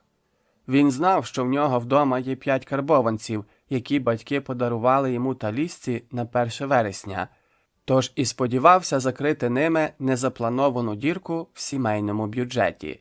І з сестрою він якось домовиться, вона зрозуміє. У крайньому разі віддасть їй свою кулькову авторучку на 6 кольорів. «Мені байдуже», – знов усміхнувся Петько. «Я просто так запитав, може, допомога потрібна, але якщо не хочеш, вибачай». І він повернувся, щоб іти геть. Та Олег ухопив його за лікоть. «Стривай, а як ти можеш допомогти?» «Елементарно. Позичу тобі гроші, а ти потім віддаси». «Ти справжній друг!» – вигукнув Олег, не дослухавши до кінця, і щиросердно ляснув Петька-психолога по плечу. «Звичайно, віддам. Куплю молока, занесу додому і борг принесу. У мене вдома гроші є. А здача знайдеться? У мене тільки 5 карбованців, одним папірцем». «Не переживай, якось домовимось», – примружився Петько і тицнув Олегові трояка. Той помчав по молоко. За півгодини він прибіг на те ж місце, де його чекав Петько. «Тримай!» – простягнув Олег 5. «Ти дуже виручив мене, спасибі!» «Та чого там, дрібниці!» – відмахнувся Петько. «А ти молодчина, не примусив чекати!» – похвалив він Олега, недбало засовуючи гроші до кишені. «Ну, наше вашим!» – помахав рукою і пішов. «А здача?» – отетерів Олег. «Я ж у тебе брав не 5, а трояк». «Ну ти даєш!» – обернувся Петько. «Яка ще здача? А матеріальне заохочення за послугу, га? Вважай, що гроші я давав тобі під проценти». І Петько подавсь геть. А Олег так і зостався на місці із розкритим від подиву ротом. Все це відразу пригадав Олег, коли знову почув від Петька-психолога про проценти. «Гроші мені не потрібні», – відказав Олег. «Я до тебе в іншій справі. Позич до вечора кота». «Накоїв щось?» – здогадався Петько-психолог. «Та так, трохи», – опустив очі Олег. Мабуть, не так уже й трохи, якщо кота просиш, скривився глузливо Петько. Невже тебе твої інтелігентні і виховані тато й мама теж лупцюють? Вони мене і сестру навіть пальцем ніколи не зачепили, гордо заперечив Олег. Але іноді, додав відверто, краще хай би побили, аніж нотації читати. Розумію, поспічував Петько. Все розумію. Радий був би допомогти, та не можу. Робота. І він показав на купу цегли, на якій сидів. Оце дачникові пообіцяв до обіду у двір перетягти, а мого Рекса, сам знаєш, упіймати не так то й просто. Знаю, похнюпився Олег і раптом вигукнув. А давай я допоможу. Згода, відразу підвівся Петько, ніби чекав цих слів. Він, звичайно, не сказав Олегові, що за роботу має отримати 10, та Олега це не обходило. «Я мчу шукати Рекса», – кинув Петько, – «а ти поки цеглу носи. Правда, я не гарантую, що швидко знайду котяру. Сам знаєш, який він дикий. Та для тебе вже постараюся». Петько вирішив і тут схитрувати. Кіт сидів у нього вдома зачинений, але він сподівався погуляти якомога довше, наче і справді шукаючи Рекса. А коли Олег перетягає цеглу, зразу ж і об'явиться. А щоб його не дуже гнітила ще не зовсім загублена совість, Петько-психолог пообіцяв за прокат Рекса грошей з Олега не брати.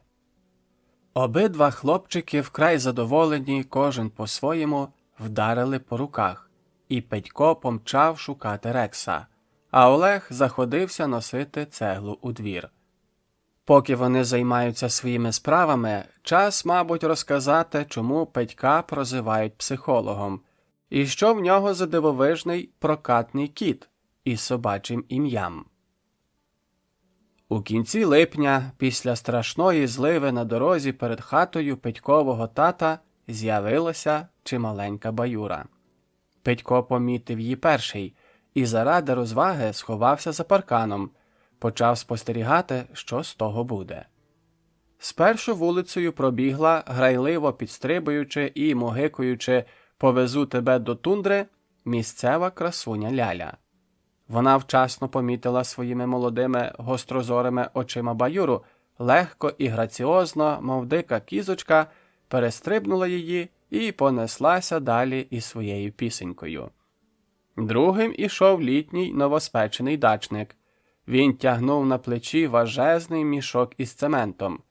Вимоїни він не помітив, бо весь час озирався на всі боки, тож уступив у яму, але на ногах утримався. Мішок допоміг. Дачник сердито сплюнув, вилив воду в щобіт і потягнув мішок далі. Аж тут на дорозі з'явився Петьків тато. Його хитало із боку в бік, він хапався руками за паркан, але поволі наближався до свого двору. Петько помітив батька і хотів перейняти його, та не встиг. Той п'яно поточився і сторч головою влетів у Баюру. Ледь звівшись на ноги, які майже не тримали його, батечко побачив перед собою переляканого сина. «Ага!» – заревів він. «Так ось як! Рідного таточка на той світ відпровадити надумав. Ось я тобі зараз!» Він замахнувся кулаком та втратив рівновагу і знову гепнувся в калюжу. Зрештою, при допомозі Петька та сусідів, що нагодилися, почувши галас, його вдалося затягти додому і покласти на розкладушку. Як виявилося потім, батько, упавши вдруге, зламав руку. У нещасті він, звичайно, звинуватив сина. Петько пробував пояснити, що не закидав вимоїну землею, бо хотів провести психологічний експеримент, поглянути, як поводитимуться люди, чи полагодять дорогу. «А ти куди дивився?» – бушував батько. «Мене хотів спекатись, га?» «Та я ж пояснюю, експеримент проводив, так психологи роблять», – захищався Петько. «Експеримент, психологи, психолог розтриклятий, а ще сином називається. Ніякий ти не син, а просто психолог, і край. Слово «психолог» так образливо звучало у батькових вустах, що сприймалося як прізвисько. Відтоді воно і причепилося до Петька. А кіт у нього справді був незвичайний. Петько водив Рекса переважно на ланцюжку, самого гуляти не пускав. Казав, що кіт зовсім дикий, кидається на людей. Кіт і справді на вигляд був страшний, сіамської породи, на зріст більший за середнього собацюру. І хоч очі мав лагідні і незлобливі, та на ланцюгу ще й при таких, як казали люди, габаритах, був схожий на дикого звіра. Цим і користався Петько, який, до речі, сам розповсюджував про Рекса жахливі чутки. То, мовляв, кіт погриз у хаті дубовий обідній стіл, то в сусідньому селі напав на бугая, що відбився від череди, а то начебто головою пробив стінку хати і витолочив ущент батькові помідори.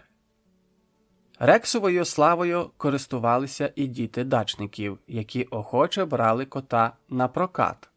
Зрозуміло, за гроші, які вимагав за це Петько-психолог. Річ у тім, що у кожній родині, де є діти, завжди трапляються різні невеличкі неприємності, яким важко запобігти. Чи то мамина улюблена чашка раптом вислизне з рук дочки або сина і розіб'ється, чи то футбольний м'яч з невідомих причин замість воріт потрапить у тазик із варенням, яке бабуся виставила у двір, що прохололо, а то хлоп'яча компанія, захопившися грою в розбійників, пронесеться галопом по грядках і витопче їх не гірше від справжнього кінського табуна. Одне слово дрібних неприємностей, як ви знаєте по собі, у житті завжди вистачає. У таких випадках і приходив на допомогу Петько-психолог із своїм прокатним котом. За 20 копійок на годину він давав потерпілому Рекса, на якого той і списував свої провини. Як ви зрозуміли, Олег теж вирішив удатися до послуг прокатного кота, списати на нього розбите дзеркало і потрощений посуд. Отож довелося працювати. Коли він заніс у двір останню пару цеглин, гордо оглянув свою роботу, утер з обличчя рясний піт і присів на лавочку коло воріт, на вулиці з'явився Петько-психолог з Рексом на ланцюгу. Та коли він наблизився до Олега і глянув через паркан на старанно складену купу цегли у дворі однієї з майбутніх дач, очі в нього полізли на лоба, і він почав ротом хапати повітря, мов риба на суходолі. «Що ти накоїв?» – заревів Петько не своїм голосом. Олег злякано підскочив і витріщився на Петька, нічого не розуміючи. Не встиг він спитати, що ж саме він учинив, як раптом з іншого боку вулички почув ті ж самі слова, але у більш розпачливому виконанні. «Ти що ж це наробив, халамиднику?» Олег обернувся і побачив, що на пополотнілого Петька-психолога, котрий просто вріс у землю, насувається могутня постать дядька-дачника. І тут Олег усе зрозумів. Виявляється, він так поспішав, що перетягав цеглу не в той двір, куди треба було, а на сусідню дачу. Що станеться далі, він не став чекати. І так можна здогадатися, хоч уявити важко. Олег спритно вихопив із рук ошелешеного Петька ланцюжок з Рексом і щодуху помчав з рятівним прокатним котом додому, тільки вітер засвистів у вухах. Та вдома на нього чекала нова несподіванка. Тільки-но Олег підбіг до своєї дачі, тягнучи за собою Рекса, який хоч і мовчки, але досить енергійно опирався, як почув розпачливі схлипи сестри. Він заскочив до хатини і побачив Лізу у сльозах. Вона сиділа на ліжку, закривши обличчя долонями, і голосно ридала. «Лізонько! Манюнько моя!» – обняв її за худенькі плечики переляканий брат. «Що сталося?» «Максик!» – ледь вимовила Лізка, розтуляючи заплакане личко. «Максик!» І знову заревла ще голосніше. «Та кажи вже, що з ним?» – вигукнув Олег, коли зрозумів, що з сестрою нічого страшного не сталося. Ліза звела на нього великі очі, повні сліз, і тремтячими губами прошептала: «Максик зник!» Розділ 7. Викрадення Мінімакса. Хоч була ще тільки обідня пора, Ізольда Сократівна покинула поратись у курнику та з квітами і при повному параді метушилася по хаті. Вікна були затулені важкими шторами, і світло крізь них майже не пробивалося. На плечі Ізольди сидів Креня, а на столику поміж бронзовими підсвічниками у тьмяному блимані свічок лежав непритомний Мінімакс. Вас дивує, як він тут опинився? Про це варто розповісти докладно. Поки Олег тягав цеглу, Ліза наводила на дачі порядок. Вона старанно та дуже обережно вимила тарілки від Геркулеса, який вони з дракончиком поїли з величезною насолодою. Потім вона висипала з каструлі залишки каші в тарілку, їх лишилося тільки 2, для Олега, і засунула її у духовку. Не прохолоне, поки брат надійде, та й не заважатиме, а то ще й ця розіб'ється. Весь цей час Мінімакс дрімав у кишенці ліщиного фартушка. Та коли мала заходилася підмітати скалки від тарілок і дзеркала, дракончик прокинувся і, щоб не заважати Лізці, легенько вислизнув із затишної кишеньки, до якої вже починав звикати, мов до гніздечка. Він озирнувся на всі боки і принюхався. У кутку хатинки за розкладушкою він помітив барвисту коробочку. Мінімакс покрадьки підповз до неї та обережно обнюхав. Пахло духмяно і солодко. Дракончик уважно придивився і прочитав на коробці напис: «Космос. Сигарети вищого сорту». Дракончик аж захихотів тихесенько, так його потішив цей напис. Що таке космос, він чудово знав із власного досвіду. Ще б пак. Жити у сузір'ї дракона та подорожувати звідтіля на землю і не знати космосу? Про сигарети він також чув.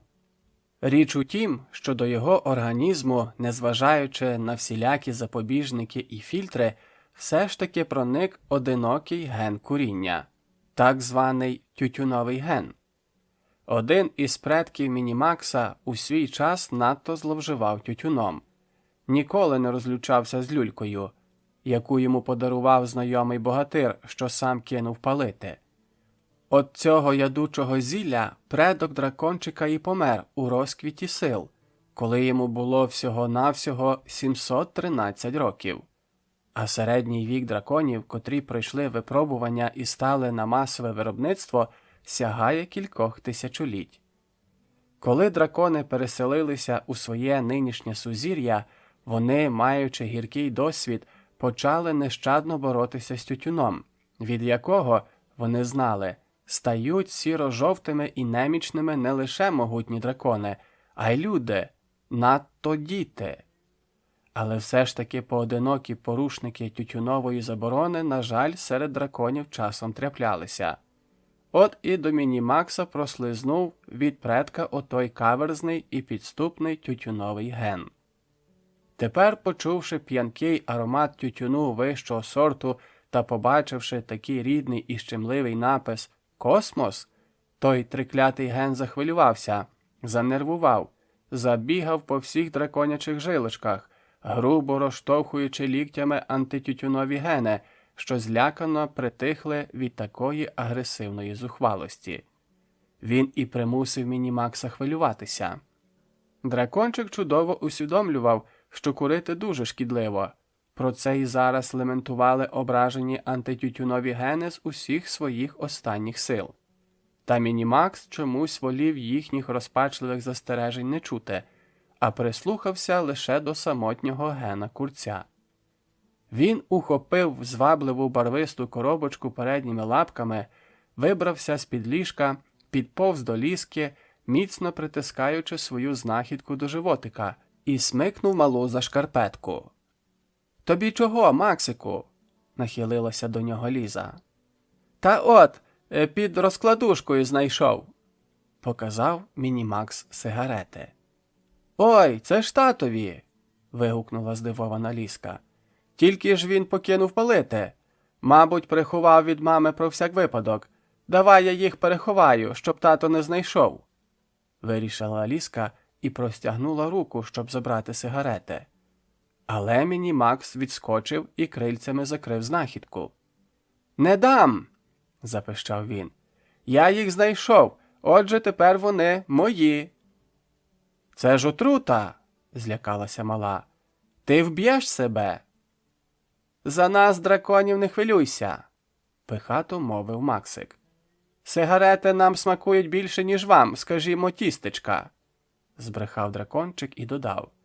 «Краще дай сірники, припалити нічим». Лізка не дуже вірила дракончикові, а втім, хто його знає, які у цих драконів порядки та звички. Вона побігла на кухню. Ага, а сірників нема», – радісно помахала вона, коли повернулася перед носом Максика порожньою сірниковою коробочкою. «Усі вийшли». Дракончик не повірив і попросив її нахилитись, та й сам зазирнув до коробочки. Та пересвідчився, що Ліза не обманює, і засмутився. Раптом погляд його зупинився на чималенькому дерев'яному молотку для приготування відбивних, який висів над плиткою. Очі Мінімакса радісно зблиснули, і він вигукнув. «О, запальничка, вищий сорт!»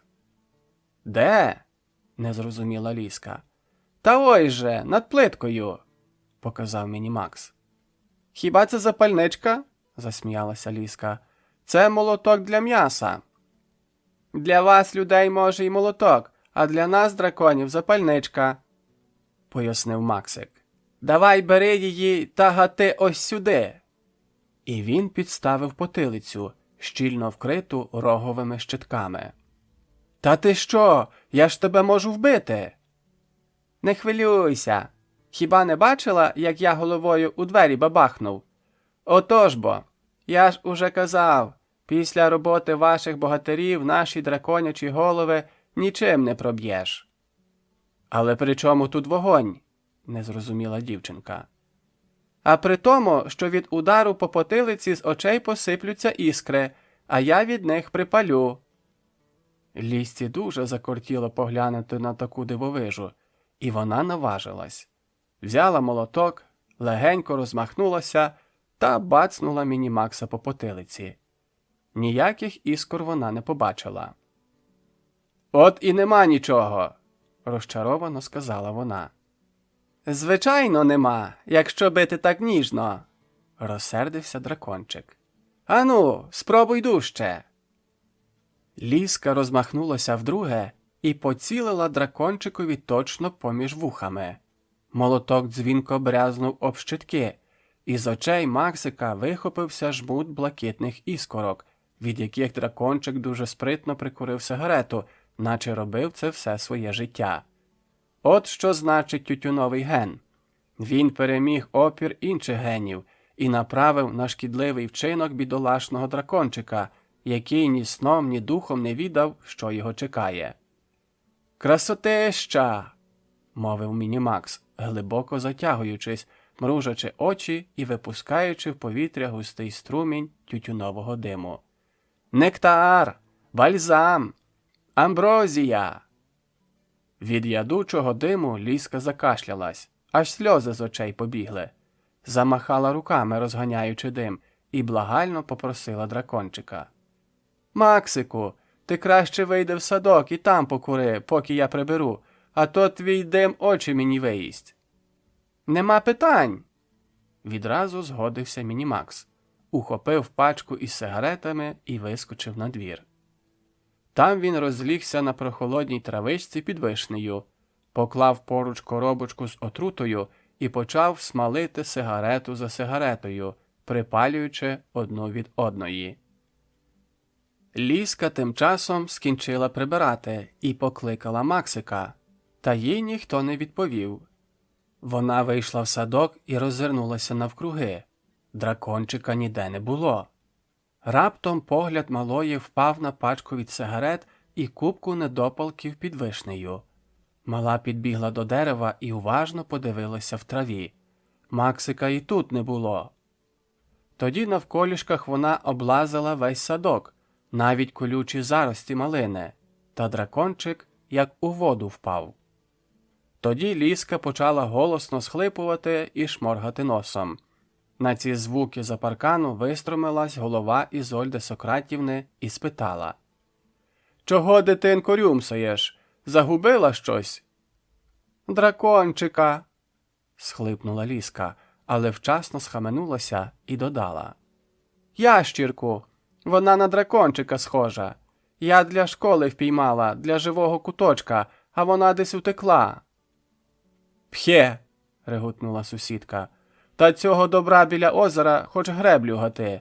Збігай і впіймай». З цими словами Ізольда Сократівна крутнулася на місці і зникла у своєму будинку, де, як ви пам'ятаєте, на неї чекав непритомний Мінімакс, котрого хвилин 5 тому приніс Креня. Так, у цьому нема нічого дивного. Якщо ви не забули, Креня весь час стежив за подіями на дачі, сидячи на яблуні. Коли Мінімакс вийшов у садок курити, птах, який був на сторожі, нечутно і непомітно перелетів на вишню. Чекати йому довелося не так уже й довго. Вже після 7-ї сигарети в голові Максикові запаморочилося, в роті зробилося страшенно гірко, жахливо защипало язика, його занудило, перед очима попливли хиткі кольорові кола, і дракончик знепритомнів. Креня зразу ж злетів з вишні, вправно і обережно підхопив дзьобом нерухоме і безладне тільце дракончика і полетів до хазяйки. «Що це за гедоту ти в хату приніс?» – накинулась на птаха Ізольда, коли Креня поклав свою здобич перед нею на столик. «Ти що собі дозволяєш? Усяку здохлятину додому тягнеш. Та я тебе зараз до міліції запроторю». І намірилась була змахнути Мінімакса ганчіркою зі столу, та Креня раптом, мов вітер, налетів на неї і дужим крилом ударив по руці. От такої нечуваної поведінки птаха Ізольда аж присіла, закліпала очима, а тоді заверещала: «Та я тебе! Та я тобі!» Вона несамовито шукала очима, чим би важким огріти Креньку. Про всяк випадок птах злетів аж на шафу, далі від гріха, і вже звідти, щоб трохи остудити хазяйку, каркнув, наслідуючи її сина Бобчика: «Ша, хазяєчко, без паніки, не робіть хвилі, гра варта свічок». Кренині слова відразу нагадали Ізольді її рідного синочка, що досить частенько висловлювався у такий спосіб на своєму пункті склотари. Вона заспокоїлась, але все ще роздратовано спитала: «Ти що там, варнякаєш, бісова мара?» Птах вирішив на образи поки що не звертати уваги, адже перевага була зараз на його стороні, а тільки недбало кинув: «Між іншим, ця, як ви кажете, гедота, справжній дракон на ім'я Мінімакс Перший». «Ото цей?» Ізольда бредливо пересунула Мінімакса лакованим нігтем, але знову назвати загадкове створіння гедотою вже не наважилась. «Так, саме він», – підтвердив Креня і розповів Ізольді про все, що побачив і почув. «Та це ж справжній скарб!» – вигукнула Ізольда, коли вислухала птахову розповідь. «Тепер я побудую теплицю і підключу до неї дракона. Хай дихає полум'ям та обігріває її. Ох, і квіточок же в мене буде, і цілий рік, а грошеняток». Ізольда у захваті від небачених прибутків аж заплющилась. Раптом вона замислилась. «А як його приручити?» – спитала вона Креню. «Він же ось-ось оговтається, розізлиться, коли побачить, де він, і все тут потрощить». «Не бійтеся», – заспокоїв хазяйку птах. Якось то обдурите його. Полякаєте, наприклад, як і мене, міліцією. Ти маєш рацію, зраділа Ізольда. Так і вчиню. Тільки-но він прийде до тями, я зразу ж розповім йому про паспортний режим. Прописка в нього є? Нема. Хо-хо. А паспорт є? Теж, хе-хе, нема. А коли так, будьте ласкаві, голубе, до райвідділу для з'ясування особи. І вона зареготала, пишаючись собою, а Креня лиш презирливо скривився. «Давай приведем його до тями», – мовила Ізольда, видобуваючи з шухляди пляшечку з нашатирем. Креня, що вже і сам трохи оговтався, відсахнувся, бо вже колись нюхав цю гедоту, і ненароком зачепив пляшечку. Вона впала і розбилася. Кімната відразу наповнилася ядучим запахом, і Ізольда, затуливши носа, прожогом кинулась до дверей, ледь не пристукнувши бідолашного птаха, що теж шугонув навздогін. «Чого це ви, Ізольдо Сократівно, дверима б'єтеся?» – образився Креня, поправляючи прим'яте пір'я. «Оце така шана за все, що я зробив?» «Цить, дурню!» – гримнула на нього Ізольда. Вона вирішила, що тепер птах їй уже не потрібний. Що він у порівнянні із справжнім драконом? Пусте місце. Можеш взагалі забиратися геть, якщо тобі тут не подобається. І заберуся, відказав Креня. З радістю заберуся. Але ви, шановна Ізольдо Сократівно, забули, видать, що навчили мене розмовляти. А якщо хтось уміє бачити, слухати і говорити, ще й при цьому знає чимало, скажімо, про комерцію вашу чи про банковий банк. Тут Креня зробив невеличку паузу, щоб поглянути на реакцію хазяйки. Той при бажанні дуже легко знайде собі вдячного співрозмовника і слухача, ну, скажімо, нашого глибокошановного дільничного крутивуса. Ізольда аж підскочила від такої підступності свого вихованця. На неї напала гикавка. Ледь-ледь подолавши її, вона вирішила змінити тактику. «Кренюсю, Любчику мій чорноперий, не звертай на стареньку бабцю уваги, прошу тебе. То я так, до слова, не подумала та й ляпнула. А взагалі я хороша. Ти ж не забув, хто порятував тебе від злої смерті? А хто знущався наді мною все життя? Хто бив мене, голодом мордував, у клітці замикав?» Нарешті Креня вирішив відвести душу, бо відчув своїм вундеркіндівським воронячим розумом, час священої помсти неухильно наближається. «Я ж виховувала тебе, для тебе ж старалася». «Нічого собі виховання», – відвернувся Креня. «Було, Кренечко, ой, було», – підлещувалась до птаха Ізольда. «Та нащо старе зараз згадувати? У кожного своя важка доля. А я хочу, аби моєму Бобчикові гарно жилося. От і збираю грошики. Може, хоч йому долю полегшу». «Еге, полегшите», – презирливо каркнув Креня. «Та він у вас скоро на той світ відбуде, бо пиячить без просипу. І, до речі, за ваші ж грошики».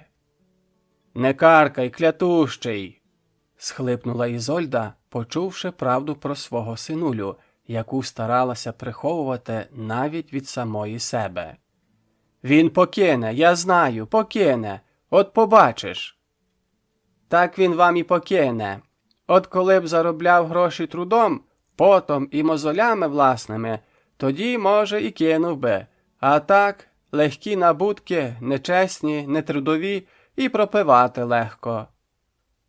«Все!» – не стрималася нарешті Ізольда, і з усієї сили грюкнула кулаком по столику, аж здригнулися атланти на підсвічниках. «Більше не дам йому ні копійки!» Прийняла вона тверде, як їй здавалося зараз, і остаточне рішення. Це, мабуть, уперше в житті, бо Кренині слова змусили її серйозно замислитись над майбутнім сина. «Куди ж ви подінете гроші, що в банках позакривали?» Навіть не знаю, щиро зізналася Ізольда, бо теж уперше задумалась. А й справді, навіщо їй ці гроші, коли їх треба ховати від стороннього ока? Нічого зайвого на них не купиш, щоб ненароком не запідозрили в шахрайстві. А всі оті килими, дорогі меблі, кришталь, порцеляна, коштовні персні, звалені в потаємній кімнаті. Для чого все це, коли й похвалитися нема перед ким? Ізольда Сократівна важко опустилась на стілець, сховала відразу постаріле обличчя у подолі атласного халату і гірко заплакала. «Не побивайтеся марно!» – пожалів хазяйку Креня. «Я підкажу вам, що робити!» Ізольда втерла сльози і уважно подивилася на мудрого птаха, ніби й справді повірила, що той допоможе. «Відпишіть свої гроші товариству по охороні природи», – запропонував Креня. Ізольда жахнулась. Як? Її гроші, які вона всіма правдами на світі назбирала для Бобчика, і отак ні за що, ні про що та комусь віддати? Не бувати такому. Вона ще при своєму розумі. До Ізольди відразу повернулися колишній спокій і врівноваженість. Їй навіть зробилося соромно за свою тимчасову слабість. Креня нічого не помітив, бо Ізольда таким самим скорботним голосом пообіцяла. «Згода, Кренечко, відпишу. Тільки потім, пізніше». Ні, якщо писати, то зараз. Або, Креня розправив крила, я негайно лечу до Крутивуса. Куди? Стривай, злякалася Ізольда. Пишу, уже пишу. Вона схопила пом'ятий паперовий аркушик, олівець і сіла до столика. Напишу, аби відчепився, подумала Ізольда, а потім викину. Вона розгладила папірець і під диктовку птаха написала: «Заповіт. Всі гроші, що належать мені, добровільно віддаю товариству по охороні природи на утримання диких птахів. Ізольда Сократівна». «Ну що, радий?» – спитала Ізольда, коли Креня двічі уважно перечитав написане. «А тепер хай папірчик полежить поки що ось тут». Хазяйка відкрила шухляду і глибоко засунула свій заповіт. «От скінчаться квіточки на продаж, продам курочок своїх і все оце добро?» Ізольда обвела рукою своє майно. «Додам виручені гроші до тих, що є, тоді все й перекажу твоєму улюбленому товариству. Хай підгодовує бідолашне птаство». Креня не дуже вірив їй, але був спокійний. Про шухлядку, де лежав заповіт, він знав дещо таке, про що Ізольда і не здогадувалася. Раптом почулося жалібне чи то попискування, чи то стогін. Вони кинулись у другу кімнату, де полишили непритомного Мінімакса, і побачили, що дракончик ворушиться і здивовано кліпає повіками. «Де я?» – кволим голосочком спитав Мінімакс, коли побачив над собою незнайому жінку з птахом. «У справжніх друзів», – відказала Ізольда і взяла дракончика в руки. «А де Ліза і Олег?» – поцікавився Мінімакс. Він ще досі почував себе страшенно гидко після куріння, тож відразу заприсягнувся яйцем, з якого вилупився на світ, ніколи в житті більше не торкатися тютюну в будь-якому вигляді. «Вдома вони, де ж їм бути, але зараз до них не можна», – відповіла Ізольда, бо ще не придумала, як обдурити Мінімакса, і підшуковувала вірогідне пояснення. Аж тут хтось щосили загрюкав у вхідні двері. Ізольда металася по кімнаті. «Ой, Максику, тобі треба негайно сховатися». «Чому? Від кого?» «Потім поясню», – відмахнулася Ізольда. «Там таке сталося, таке...» Раптом на очі їй трапив пилосос Вихрі. Вона підбігла до нього і наказала Максику: «Сюди!» Дракончик прочитав назву – Вихрі. і не став заперечувати, адже вихори, тайфуни, бурі та смерчі – драконяча стихія. Мінімакс спритно зістрибнув з рук Ізольди у темну посудину пилососа і почув, як над ним клацнула кришка. Розділ 8. Товариш Вася. Коли Ліза нарешті перестала плакати і докладно розказала про все, що сталося, поки Олег бігав за прокатним котом, брат розсердився не на жарт. «Невже ти не могла потерпіти диму? Адже терпіла, коли тато курив. Чи взагалі забрала б у Максика сигарети?» «Він так просив», виправдувалась жаліслива Лізка, і знов була зібралася плакати. Та Олег, як то кажуть, змінив гнів на милість. «А в садку добре шукала?» – поцікавився він. «Та я кожну травиничку обдивилася, навіть малину облазила. Ось, поглянь!» – показала вона братові подряпані литки. «Треба зеленкою намазати», – стурбувався Олег. «А то ще зараза, яка причепиться». Він знайшов в аптечці пляшечку із зеленкою, наквецяв від душі ліщині подряпини, не забуваючи сильно дмухати на них, а тоді спитав. «Ти, кажеш, сусідка натякала на озеро?» «Ага, казала, що ящірок там хоч греблю гати». «Слухай», – Олег ляснув себе по лобі, – «а не міг Мінімакс гайнути туди?»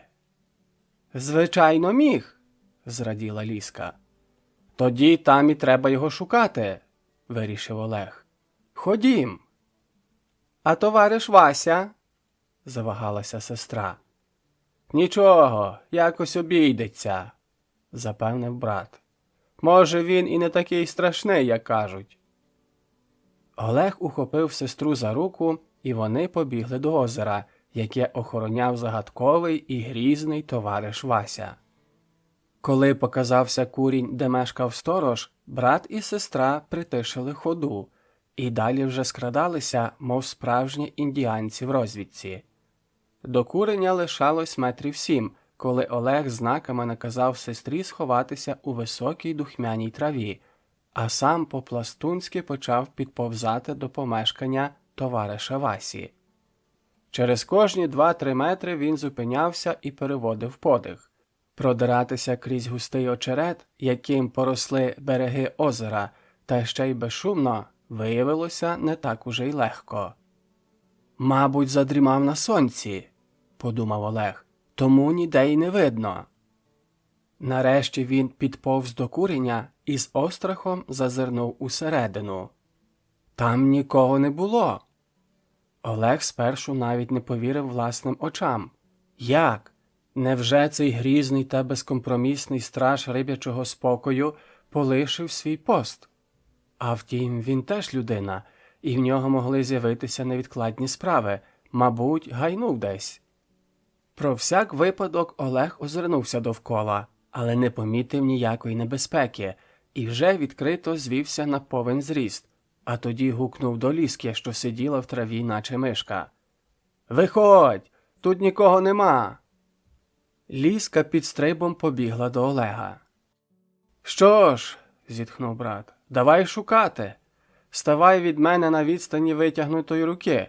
Будемо йти берегом уздовж озера. Тільки пильнуй, не прогав його».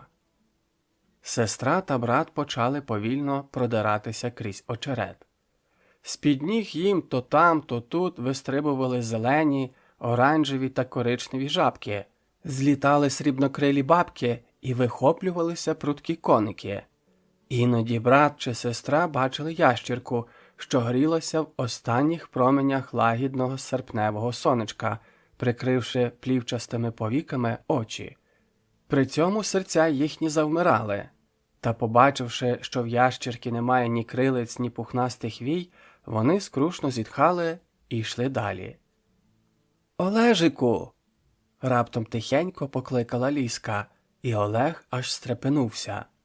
«Знайшла?» «Ні!» – махнула рукою Лізка.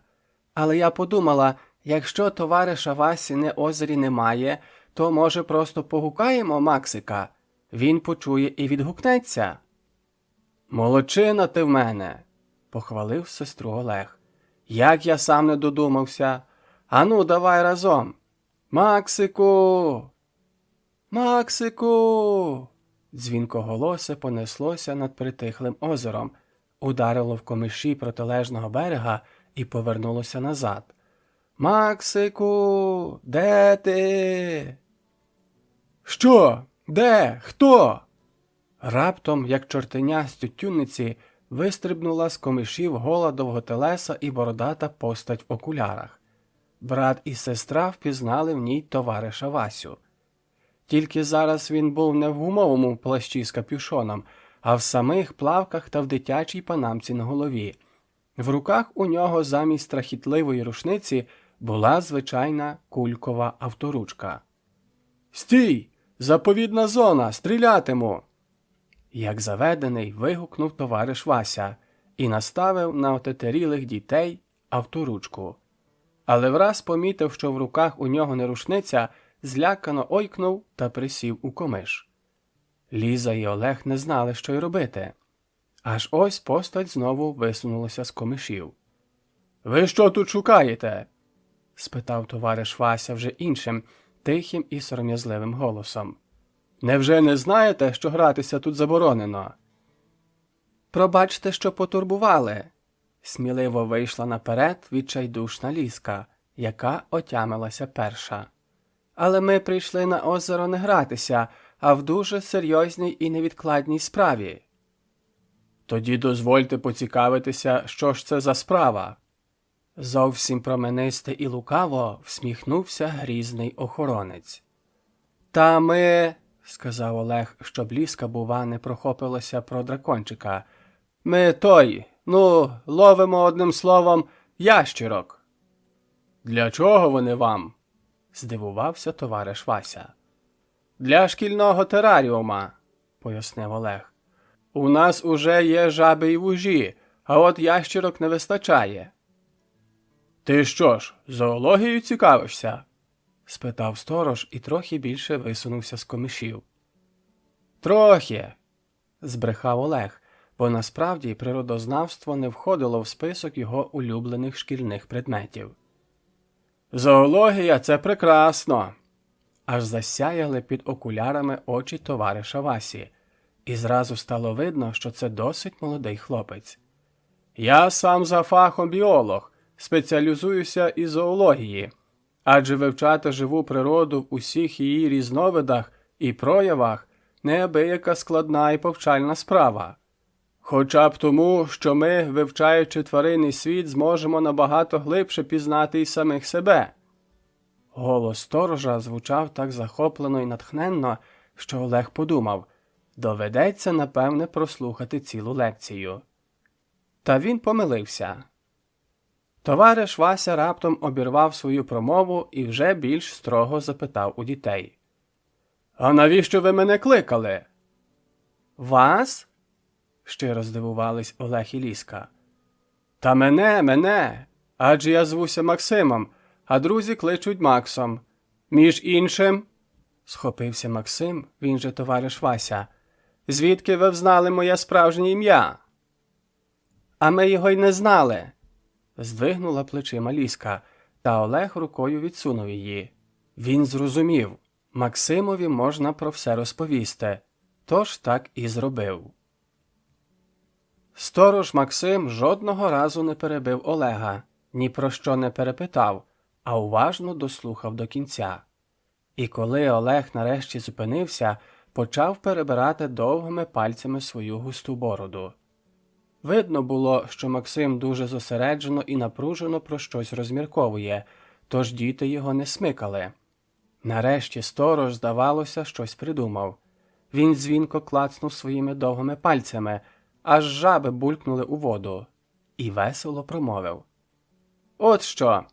Я знаю, що діти такі, як ви, люблять вигадувати собі всяких казкових істот. Ні, не перебивайте!» Зупинив він жестом Лізку та Олега, які збиралися заперечувати. «Так от, діти – страшенні вигадники і фантазери. Але ви надто вже реалістично і правдиво все описали. Отже, я згоден повірити, відкинувши ваші фантазування про космічні мандри дракона та про дихання вогнем, лиш у те, що ви зустріли крилату ящірку. Тим паче, наукою доведено, в прадавні часи існували літаючі ящери. Отже, відкритий вами вид, можливо, якраз і належить до класу викопних істот. До речі, літаючі ящерки подекуди ще й зустрічаються. Олег подумки тільки всміхався. Мовляв, кажи, але ми то з Ліскою знаємо, хто такий Мінімакс насправді. Але переривати Максима не став, бо добре бачив, той не на жарт зацікавився дракончиком. То хіба не байдуже, вірить він у драконів чи вірить лише в ящерів, аби допоміг знайти Мінімакса? А Максим вів далі. Тепер давайте розробимо стратегію і тактику пошуків реліктової істоти, до яких, на мою думку, належить ваша крилата ящірка. Заходьте сюди.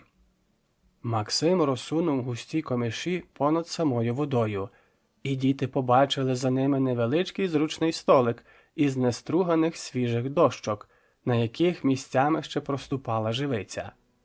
Столик був завалений паперами і книжками, лежали на ньому збільшувальні скельця і стояв справжній мікроскоп, як у шкільному кабінеті біології. «Не дивуйтесь, будь ласка!» – посміхнувся сторож, коли побачив видовжені обличчя дітлахів.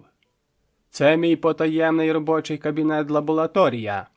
Ви розкрили мені свою таємницю, а я й розкриваю вам свою, бо бачу, люди ви надійні».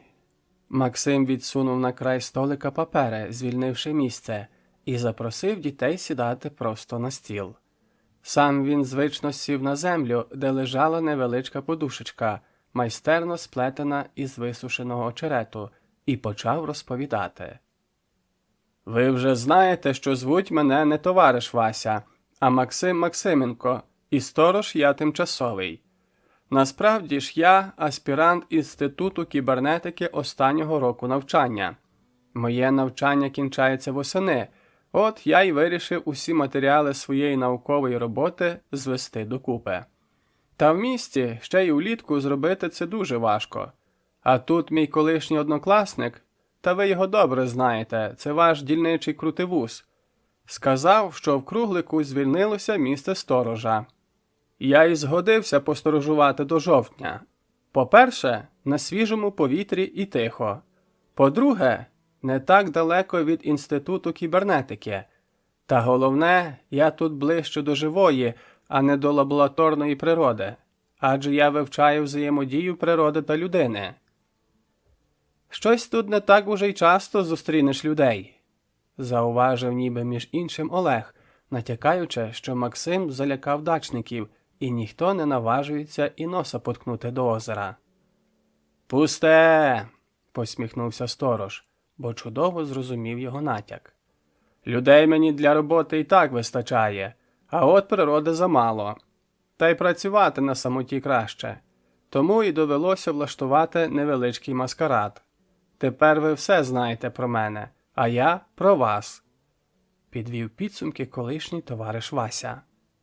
«А зараз до діла. Шукати вашого, як ви кажете, дракона Мінімакса». Максим Максименко не дуже вірив в існування драконів, але сподівався, що така дивовижа, як крилата ящірка, дуже прислужиться науці. А може й випаде зробити якесь відкриття. Але тільки но трійця пошуковців вибралася з кабінету лабораторії, як просто з-під Олегових ніг вистрибнув прокатний кіт Петька-психолога. Виявляється, він теж не марнував часу. Коли Олег примчав з Рексом на дачу і довідався, що зник Мінімакс, то, зрозуміло, про кота відразу забув. А той скористався з цього і дременув на озеро. Він давно вирішив позбутися своєї принизливої ролі прокатного кота, оселитися на березі озера, ловити рибку і полювати іншу дичину, а з часом перетворитися на справжнього дикого сіамського котяру, якими були його предки до одомашнення. І ось нарешті випала слушна нагода.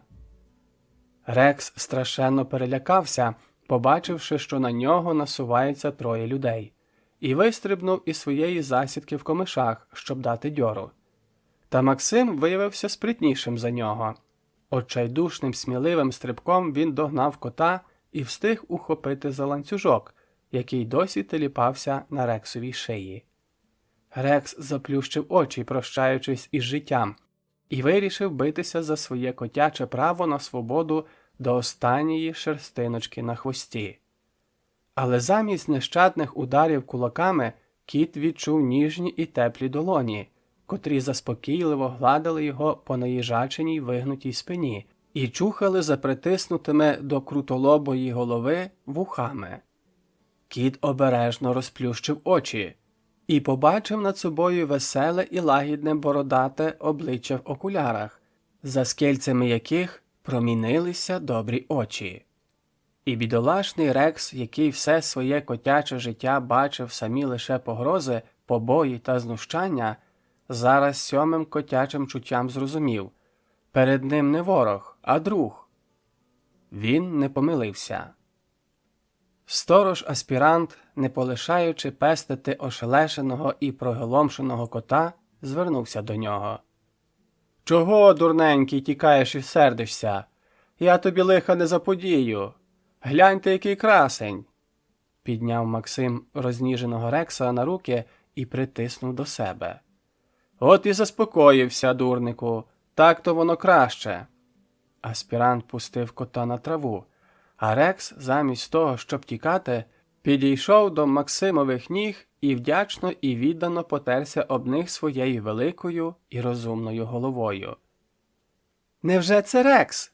– не впізнала Ліска кота, про якого наслухалася страшних історій. «А що?» – сказав Олег. «Від такого собачого життя, як у нього, будь-хто розбишакою став би. А насправді він, мабуть, дуже лагідний і добрий. Правда ж, Рексику?»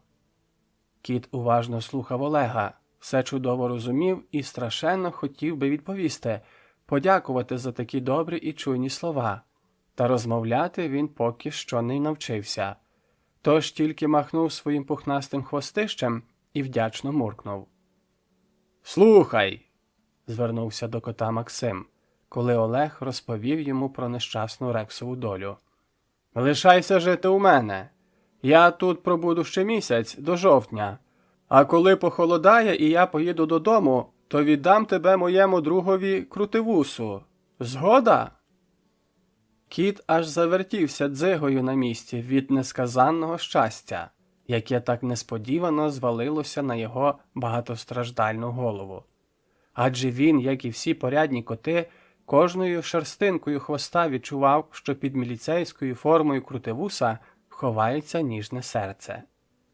Майбутнє, щедро змальоване котові новим хазяїном і другом, неабияк влаштовувало Рекса.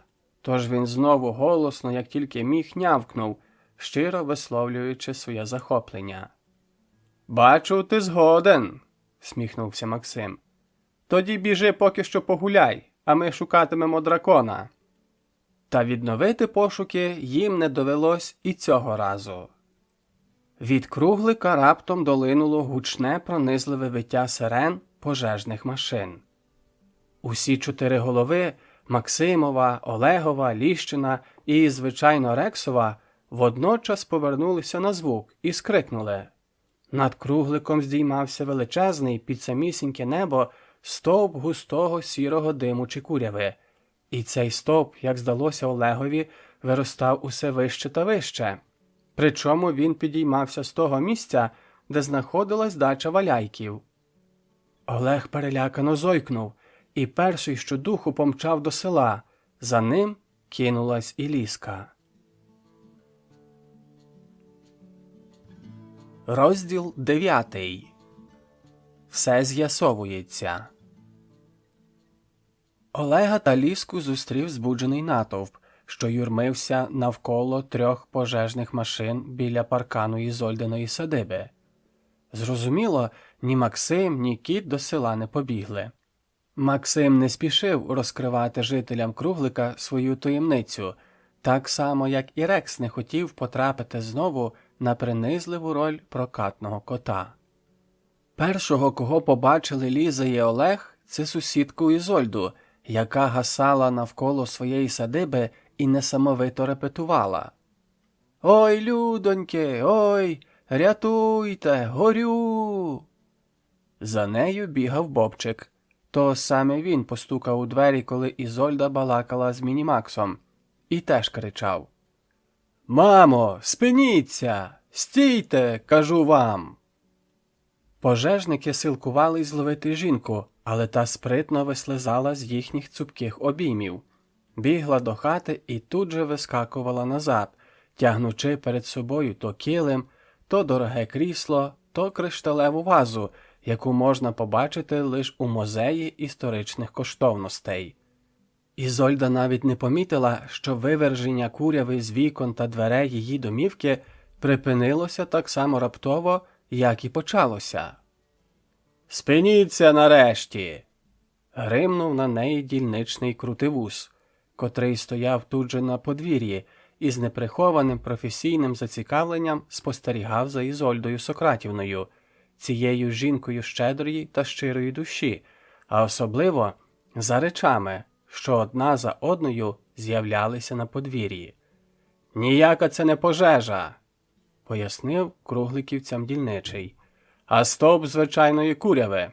От звідки він узявся, тут треба розібратись».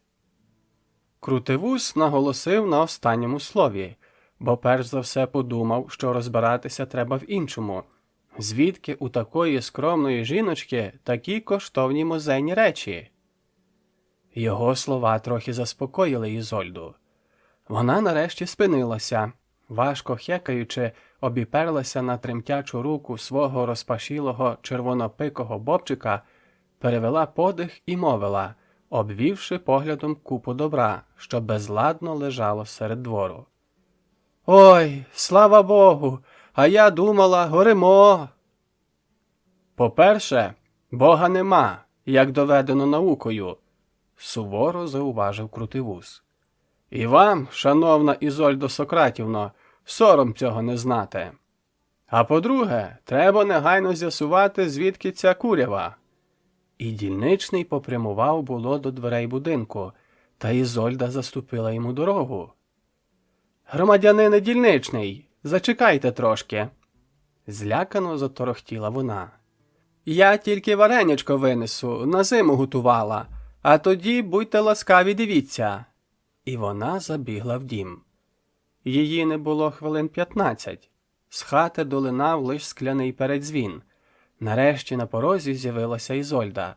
Вона тягла за собою важезний килим, згорнутий у вузол, де глухо торохтіли скляні банки. «Давайте поможу», – запропонував Крутивус. Але Бобчик першим кинувся до матері, яка чомусь відсторонила благородного дільничного, і поквапливо вигукнув: «Не хвилюйтесь, він легенький. Ми його поки до сусідів затягнемо, аби варенячко курявою не припало». І вдвох з матусею потягли килим на дачу Валяйків. «Ви не проти, якщо це трохи тут полежить?» – спитала Ізольда брата і сестру, які тихо стояли в натовпі і з неприхованою цікавістю спостерігали за дивним шарварком. «Прошу, прошу!» – заторохтіла Лізка. «Нехай лежить, скільки треба!» «От спасибі, гарні ви діточки!» – подякувала Ізольда і запхала клунок з банками у куток літньої кухні. «Так що, будемо оглядати?» – знову звернувся до Ізольди Крутивус. На цей раз хазяйка гостинно розчинила двері. Вступивши в хату, дільничний ледь не задихнувся. Дрібна, мов пудра, курява лежала по хаті товстим шаром, літала хмарками в повітрі і забивала ніс та рот. Але робота є робота, і дільничний рішуче взявся за розслідування. Він старанно оглянув кожну щілинку і шпаринку на стелі, на стінах і на підлозі, але так і не знайшов жодної причини, котра могла б спричинити таку жахливу куряву, що її навіть побачили пожежники у місті і примчали сюди. Дільничний вирішив запросити до розслідування вчених з Інституту кібернетики. Нехай поглянуть, бо надто вже дивне явище довелося спостерігати кругликівцям. Крутивус чув про грязьові вулкани, але тут ішлося про куряву. Може, у круглику з'явився новий тип вулканів? Вулкан курний? Хто його зна? Нехай учені мужі дослідять це і зроблять належні висновки, а він тут безсилий. Коли дільничний уже виходив з хати, він раптом за щось перечепився. Крутивус глянув під ноги і побачив укриту товстим шаром пилюки ворону, без ознак життя. Це був креня. Птах наковтався куряви і знепритомнів, бо так і не встиг вилетіти вчасно з хати. Крутивус обережно підняв птаха, струсив з нього кінчиками пальців пилюку і підніс до очей. Роздивитися. Несподівано креня стріпнув крилом і розтулив одне око. Побачивши просто над собою голову у міліцейському кашкеті, птах, який іще не зовсім оговтався, розпачливо подумав: «От і все! Клямка! А тільки ж думав ставати на праведний шлях». Його крило, що мить тому стрепенулося, важко обвисло додолу, а очі закрилися знову. «Живий!» – почув він над собою радісний вигук міліціонера. Цей вигук повернув крені сили і надію. Він уже сміливіше зиркнув на дільничого і побачив, що той аж сяє від радості. «Виходить, міліція радів, що я живий, а підступна Ізольда, значить, дурила мене?» Майнуло у пташиній голові, бо, щиро кажучи, креня сподівався почути зовсім інше. Щось на зразок: «Ага, розбіяко, попався! Ану марш до буцегарні!» А тут, бачте, живий. Креня так зрадів, що де й сили узялися. Він вирвався з рук здивованого Крутивуса і крізь прочинені двері шугонув до лісу, геть від цього проклятущого життя. Та вже на півдорозі він раптом щось пригадав. Стрімко повернув назад, блискавкою влетів у хату Ізольди і за мить вилетів звідси із списаним папірцем у дзьобі. Натовп поволі почав розходитись. Пожежники згорнули свої шланги, що так і не знадобилися, і поїхали додому. А хмара густої куряви під легеньким вітерцем поволі попливла за дальній ліс. Крутивус ще трохи постояв серед двору Ізольди Сократівни, щось обмірковуючи, а тоді попрощався з хазяйкою та Бобчиком і теж пішов. Він вирішив нанести візит і докладно розпитати про коштовні речі іншим разом. Що не кажіть, а зараз у людей нещастя. А Ізольда Сократівна удвох із Бобчиком заходились хутенько, але вже не так спішно, чого спішити, як біда минула, а сусіди й так усе бачили, заносити речі назад. Останнім вони перетягли килим з банками, в яких, за її словами, було варення на зиму. Банки дзвінко дзеленчали, підстрибуючи у килимі, і при цих звуках Ізольда завмирала на місці і хапалася за серце. Можна було подумати, що коли б розбилася хоч одна банка, без варення вона б умерла. Коли Олег та Ліза прийшли помогти сусідам, раптом щось прудке пробігло дівчинці по нозі і сховалось до кишеньки на фартушку. «Ой!» – злякалася дівчинка і схопила брата за руку. «Тссс!» – засичало з кишеньки. «Це я, Мінімакс!» Ліза кинула братову руку і прикрила кишеньку долоньками. «Ріднесенький, знайшовся!» Гаряче зашепотіла вона, але з кишеньки знову засичало. «Тихше, не галасуй, почують. Краще йди додому, я там про все розповім». Сидячи в напівтемній дачній халабуді, брат і сестра уважно слухали розповідь Мінімакса. «Як я потрапив до сусідки, я, щиро кажучи, не знаю й сам», – сказав дракончик. «Я був вийшов у садок викурити 1-2 сигаретки». «Так уже 1-2», – перебила Лізка. Та там під вишнею лишилась ціла купа недопалків. Будь ласка, не перебивай, а то забуду, обірвав її Мінімакс.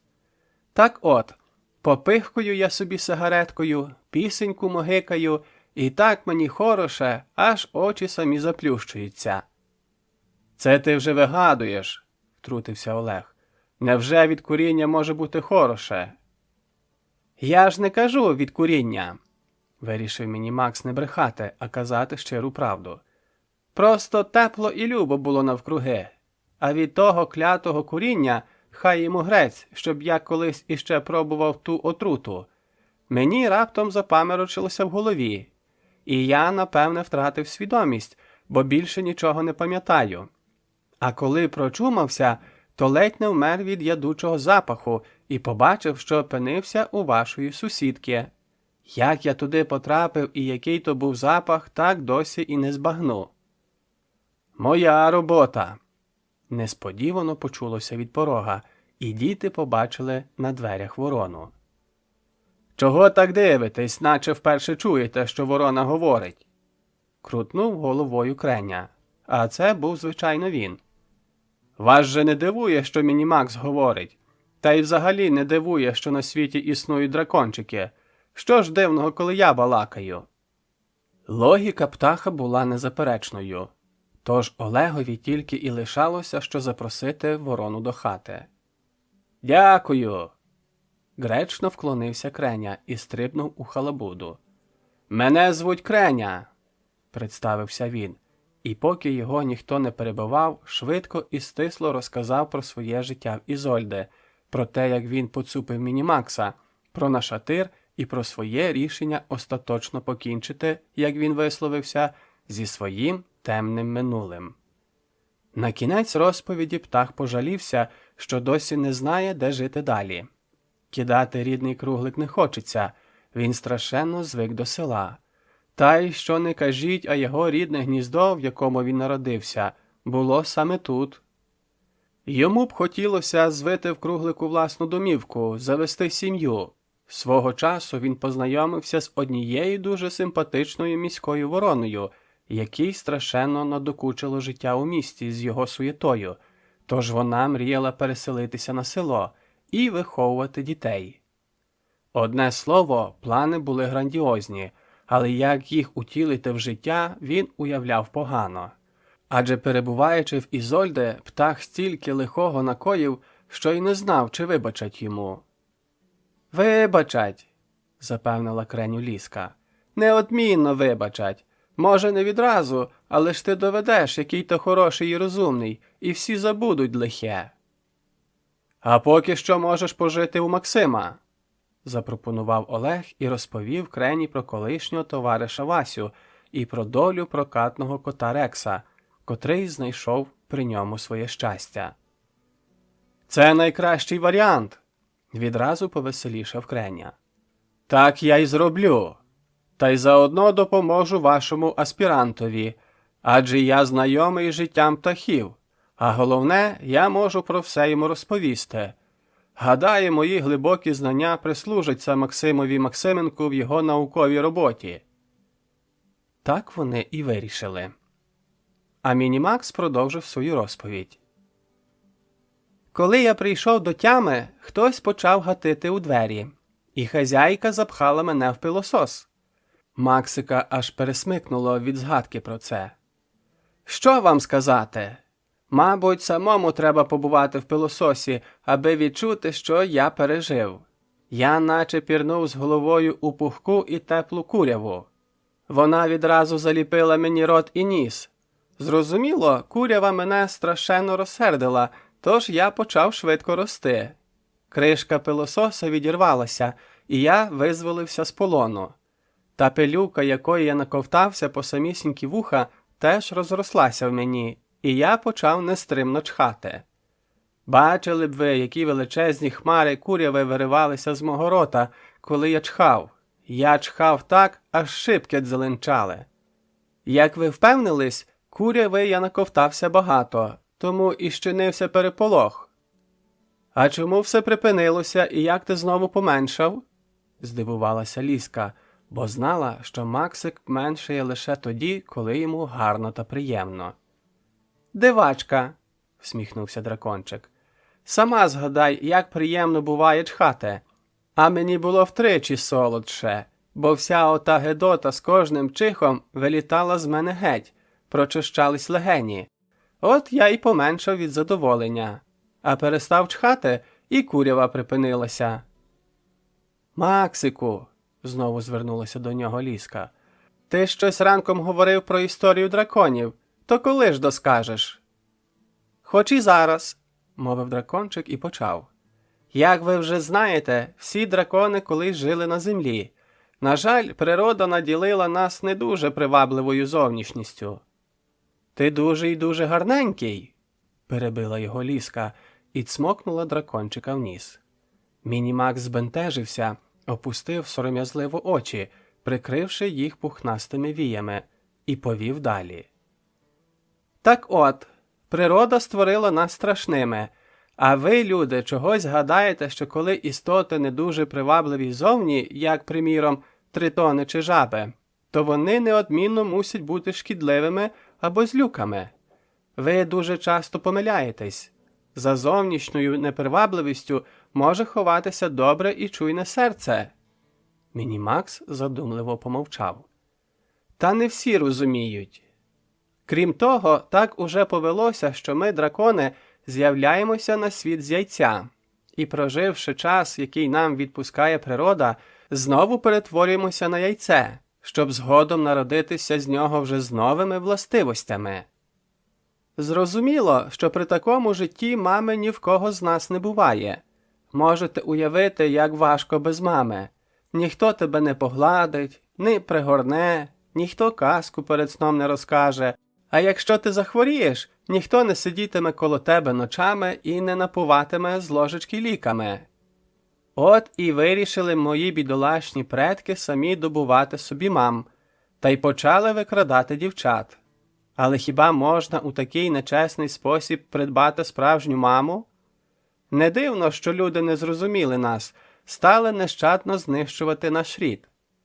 Звичайно, нам доводилось боронитися, та зрештою ми зрозуміли, що згоди з людьми не дійдемо, і рано чи пізно весь наш рід вони винищать. Спершу ми розсіялися по світу, хоча і вели початок з Київської Русі. Хто оселився в Скандинавії, хто аж до Африки залетів, а кого доля закинула у нетрі тайгові. Перші кілька століть нам жилося спокійно, та от люди почали подорожувати, забиратися в найглухіші джунглі і найдальші пустелі, і знову настав кінець нашому спокою. То тут, то там мандрівники натрапляли на поодиноких представників драконячого роду і влаштували за ними справжню гонитву. Одного чудового дня всі дракони землі злетілися в тайгу, на далеку річку Тунгуску, на таємну раду, та й вирішили полишити землю, поки не знайдуть спільної мови з людьми. Сказано, зроблено. Однієї зоряної ночі всі дракони стартували із землі в напрямку сузір'я дракона. Оскільки їх було чимало, то вони трошки пошкодили тайгу при старті, обпалили та повалили дерева. Між іншим, ваші вчені вважають, що це впав, як вони його називають, тунгуський метеорит і повалив дерева. Так знайте, це стартували дракони. А полум'я, котре дехто з людей бачив при цьому на небосхилі, виривалося з їхніх пащ. Адже дракони літають не за допомогою крил, як думаєте ви, а хвостами вперед, наче ракети, і при цьому вивергають полум'я. Крила нам замість стабілізаторів, а оці ось рогові лусочки і щитки... Мінімакс виразно поляскав себе по голові та спині хвостиком. Захисний шар, що згорає, коли ми долаємо атмосферу. «Ой, як цікаво!» – вихопилося в Ліски, очі якої аж світилися в півтемряві халабуди. «Майже так, як у наших космонавтів. А далі? Що було далі?» Коли дракони долетіли до сузір'я, вони знайшли там невеличку планетку, дуже схожу на землю, і оселилися на ній. Як же ви там живете? Точно я поки що й сам не знаю, відповів Мінімакс, бо в нинішньому своєму вигляді там ще не бував. Адже в мене закладено тільки головну інформацію від попереднього дракона, який перетворився на яйце, з якого з'явився я. А мій попередник, на відміну від мене, не вмів більшати чи меншати, а міг лише робитися невидимкою. Отже, втрутився в розмову Креня, кожен дракон може щось таке, чого не може попередній? Так, кивнув Мінімакс, щоб ми менше сумували без прабатьківщини, рідної землі. Максику, раптом тихо промовила Ліска, виходить, і ти перетворишся на яйце? І оченята її враз наповнилися слізьми. Виходить, так, посміхнувся дракончик. Але станеться це не так уже й скоро, принаймні для мене. Адже на драконії, куди я повернуся, час іде зовсім не так, як на землі. У вас пройде місяць, у нас століття. У вас день, у нас рік. Тому й живемо ми за вашими земними вимірами дуже довго. До речі, випробування, які чекають на мене після повернення на драконію, триватимуть аж до початку вашої земної весни. Тут раптом Мінімакс замовк і крізь віконечко поглянув на небо. «Що ти там побачив?» – спитав Олег. «Дивлюся, що вже вечоріє. Скоро мені готуватися до старту». «Як?» – вихопилося в Лізи. «Ти вже кидаєш нас?» «Так треба», – зітхнув дракончик, бо вже встиг страшенно прив'язатися до цього симпатичного дівчатка. «Адже мій інкубаційний період кінчається. Отже, тільки но небо візьметься зірками, я зорієнтуюся по них і полечу». «А ти не можеш лишитися в нас?» Благально зазирнула дракончикові у вічі Ліска.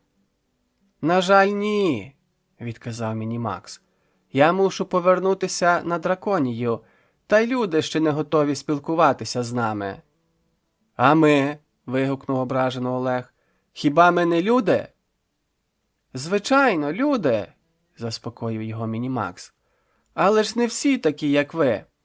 Та ви не побивайтесь, я неодмінно повернусь, адже я теж маю перетворитися на яйце, а ми це робимо виключно на землі». «Коли це ще буде?» – зітхнув Олег. «Не так і довго чекати, як тобі здається», – мовив Максик і хотів ще щось додати. Але в садку несподівано хруснула гілка, і щось важке гупнуло об землю. Всі, хто був у хатинці, вибігли в садок. Перед ними на траві під яблунею сидів і злякано потирав забиту спину Петько-психолог. «Як ти сюди потрапив?» – наскочив на хлопця Креня. «Шпигуєш за нами?» «Ти не дуже», – відмахнувся від птаха Петько. «Сам донедавна таким же був». Креня ображено замовк. А що він міг сказати? Та Олег насунувся на Петька і грізним голосом наказав. «Ану, розповідай, що почув?» «Все!»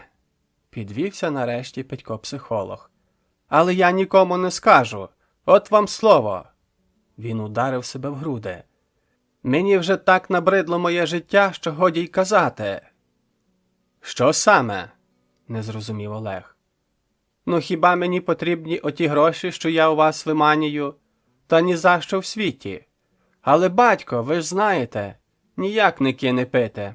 От і ганяє мене на всякі заробітки, щоб йому гроші добував». Петько опустив голову і гірко схлипнув. «А ти не давай!» – вихопилося в Мінімакса. «Еге ж, не давай! Так він тоді мені як дасть?» «Треба поговорити з Крутивусом», – запропонувала Ліска. «Нехай побалакає з твоїм батьком». «Уже балакав», – махнув рукою Петько. «Батько весь час обіцяє кинути, а потім знов починає. Ну що, берете мене до своєї компанії? Я таке знаю про Ізольду, таке...» «Без тебе знають», стріпнув крилами Креня. Може, й знають, та не все, заперечив Петько. От скажімо про банки. Що там у неї? Гроші, кинув зневажливо Креня. А синуля її чим займається? Дурить людей. А от і не тільки, зрадів Петько. Він постачає матусі яйця. Сотнями. Ну то й що? Не зрозумів Креня. Ага, я ж казав, не знаєте. Переможно усміхнувся Петько-психолог. А я все вистежив, поки тинявся без діла. Так от, щоб знали, ніякі в неї не свіжі яйця, а звичайні магазинні. У неї весь холодильник ними забитий. Бобчик привозить, коли по квіти приїздить. Ночами вона змиває з них нашатирем штампи, підігріває трохи, а тоді продає, як щойно знесені, тепленькі, у 5 дорожче.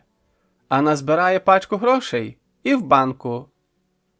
Про банки ми вже чули, перебив Креня. А таке ти бачив? Птах видобув з-під крила пом'ятий папірець і поклав його перед Петьком. Друзі схилилися над папірцем, і Олег вголос прочитав «Заповіт Ізольди». «Звідки це?» – здивувався Олег. «Я роздобув», – гордо повідомив Креня. «Стривайте!» – раптом перервав розмову Мінімакс, який досі мовчав і про щось зосереджено думав. «Здається, я зрозумів, як потрапив до вас». Всі обернулися до нього. «Мабуть, яйце, в яке перетворився мій попередник, потрапило разом з іншими яйцями до Ізольди, а вона і продала його вам». «Точно!» – підскочив Олег та враз спохопився. «Але ж на шкарлупі зостався штамп. Чому вона його не змила?» «Дивак!» – усміхнувся Мінімакс. «Ти ж бачив, що штамп не змився навіть в окропі. Мабуть, Ізольда подумала, що ви не помітите. От і підсунула вам яєчко із штампом. Не пропадати ж добру». Олегові стало трохи прикро, що його так ошукали. Але ж завдяки цьому випадку вони зустрілися з Мінімаксом. Заради цього можна знехтувати образою. Раптом Креня спитав: «А як же твоє яйце попало до Ізольди?» Всі знову глянули на дракончика. «Сам не знаю», – розвів передніми лапками Максик та враз ляснув себе хвостом. «Здогадався! Мій попередник приземлився десь поблизу, а коли відчув, що починає ставати яйцем, почав шукати затишок і набрів на курник Ізольди». «Так, напевне, й було», – погодилися всі, бо інших пояснень не знайшлося. «А що робити з оцим?» – показав Петько на заповіт. «Треба поспішати», – заметушився Креня. «Ізольда може помітити, що папірець зник. Я його витяг крізь задню стінку шухляди, яка відвалилась, і переховає гроші в інше місце». «Я її затримаю», – запропонував Петько, – «а ви біжіть до Крутивуса». «Домовились», – кинув Олег, – «і ти, Креню, з нами». «Ні за що», – жахнувся Птах. «Тільки не я». Він усе ще побоювався міліції. «Тоді я з Кренею гайну до озера», – запропонувала Ліска.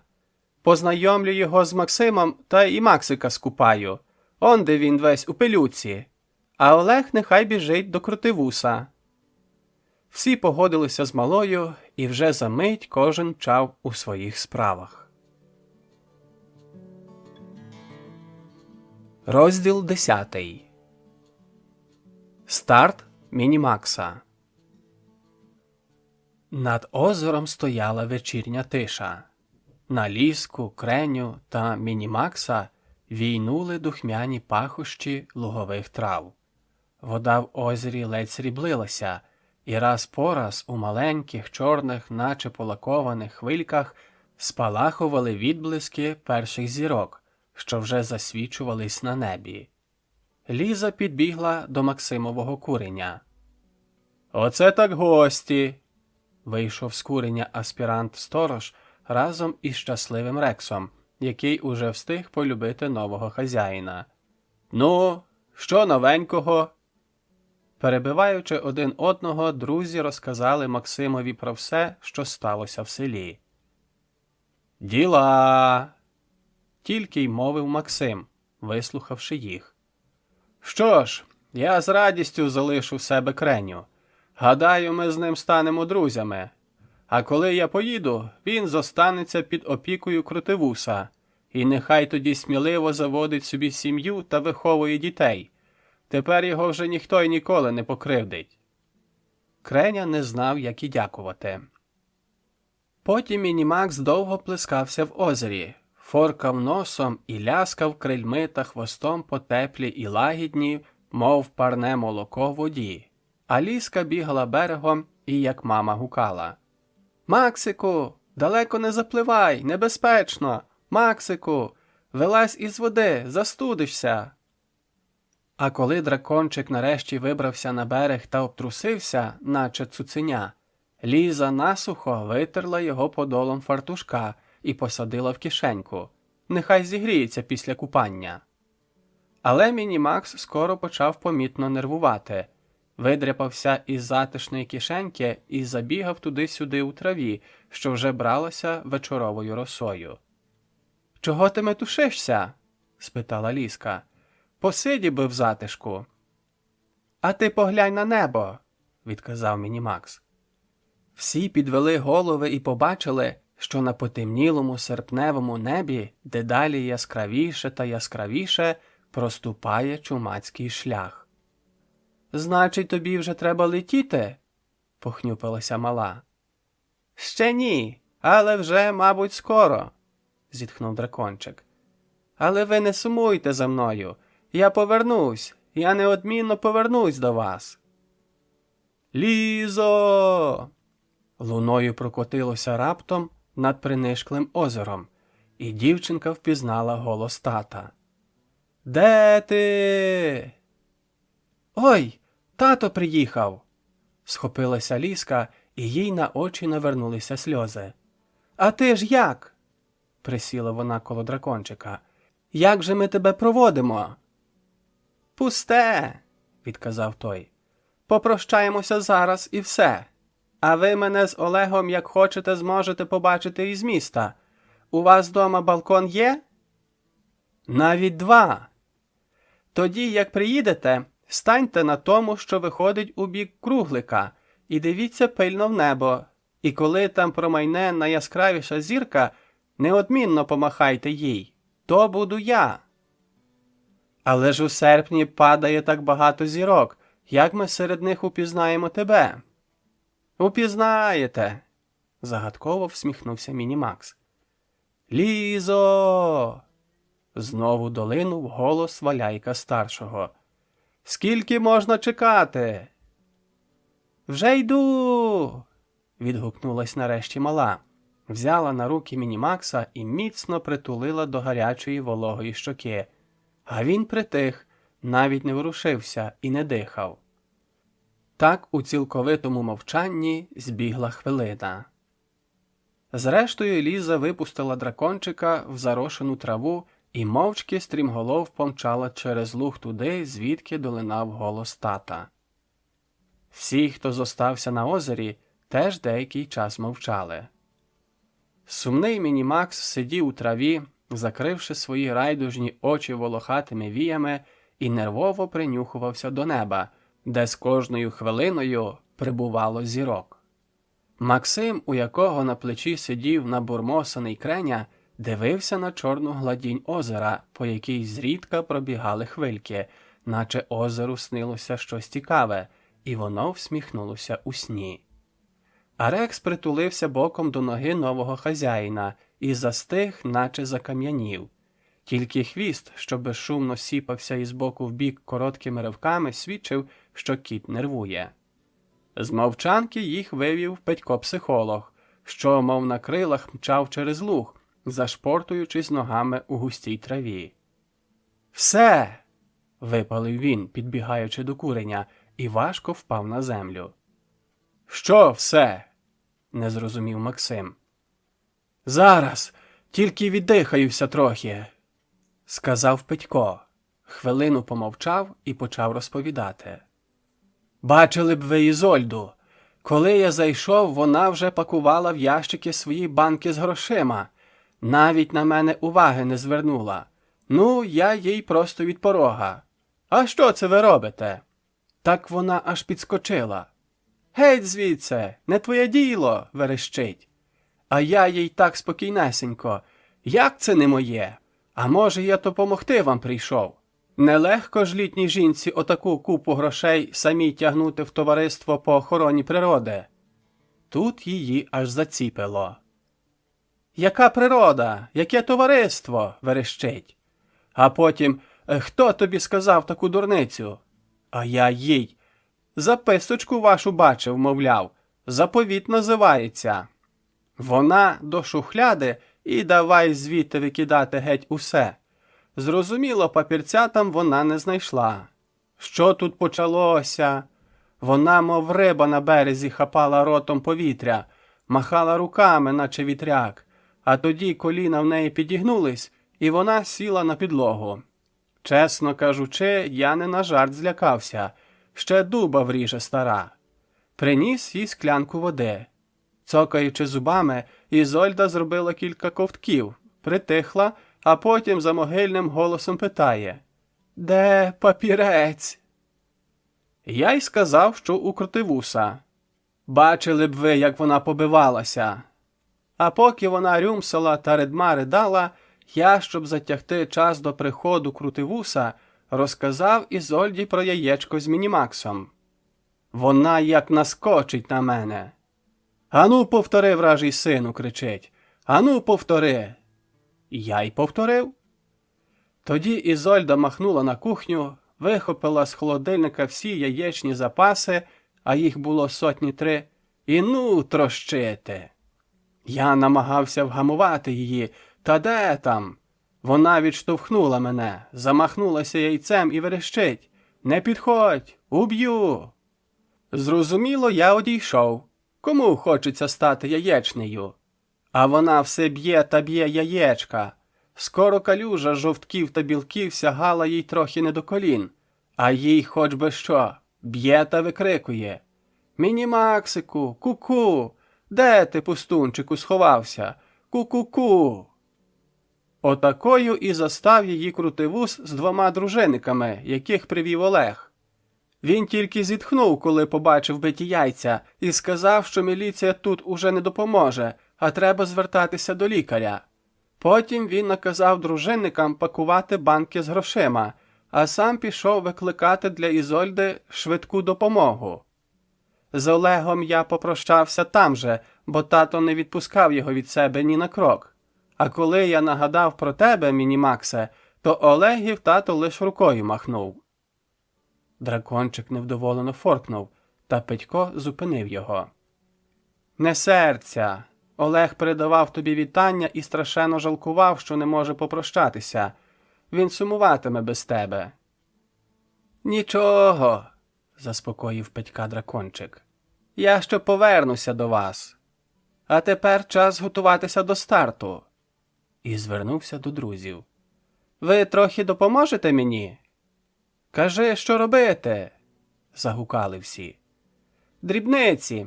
Треба розкласти невеличке вогнище. Я заправлюся від нього полум'ям, щоб вийти на орбіту, а там уже легше.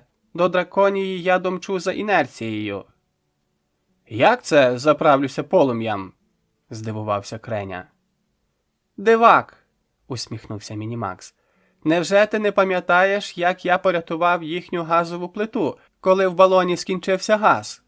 Невже забув, як мені допоміг у цьому звичайнісінький сірник? А тут ціле вогнище. Та воно варте, мабуть, 1000 і 1000 сірників». «Ну, коли справді так, як ти кажеш», – все ще сумнівався недовірливий Креня, – «то ми, звичайно, допоможемо, чи не так?» Він подивився на друзів. «Нема питань», – кинув Максим. «Не бувати такому, щоб ми не допомогли нашому Мінімаксові». «П'є», – як завжди трохи презирливо каркнув Креня. Та коли людині, ой, пробачте, справжньому дракончикові чогось заманеться, то я перший помічник для нього. Навіть Рекс, поки що мовчазний, нявкнув і нашорошив вуха ще більше, наче хотів сказати: «Наказуйте, все зроблю, що знадобиться». А Петько, цей хитрун і пройдисвіт, щоправда вже колишній, раптом кинув: «Та чого це ми стоїмо? Поговорили і до роботи». І всі відразу зрозуміли, що таки справді треба негайно допомогти дракончикові. Декого, може, і подивує, чого це здіймати такий переполох через якийсь там хмиз для вогнища, навіщо стількох підключати до цієї справи – і людей, і кота, і птаха. Що ж, нехай такий розумничок добереться пізнього вечора до якогось озера, де береги поросли кошлатим очеретом, а вся інша місцина навколо – буйнотравний луг. Не зрозуміли? Так от, нехай отой розумник спробує у лузі при озері назбирати звичайнісінького хмизу, бодай для невеличкого багаття. Але якщо навіть у такій скрутній ситуації за діло беруться справжні друзі і однодумці, всі перепони і перешкоди щезнуть. І в траві, і в воді буде вам і хмиз, і все інше для вогнища. Зрозуміло, що вже через кілька хвилин над озером спалахнуло невеличке багаття.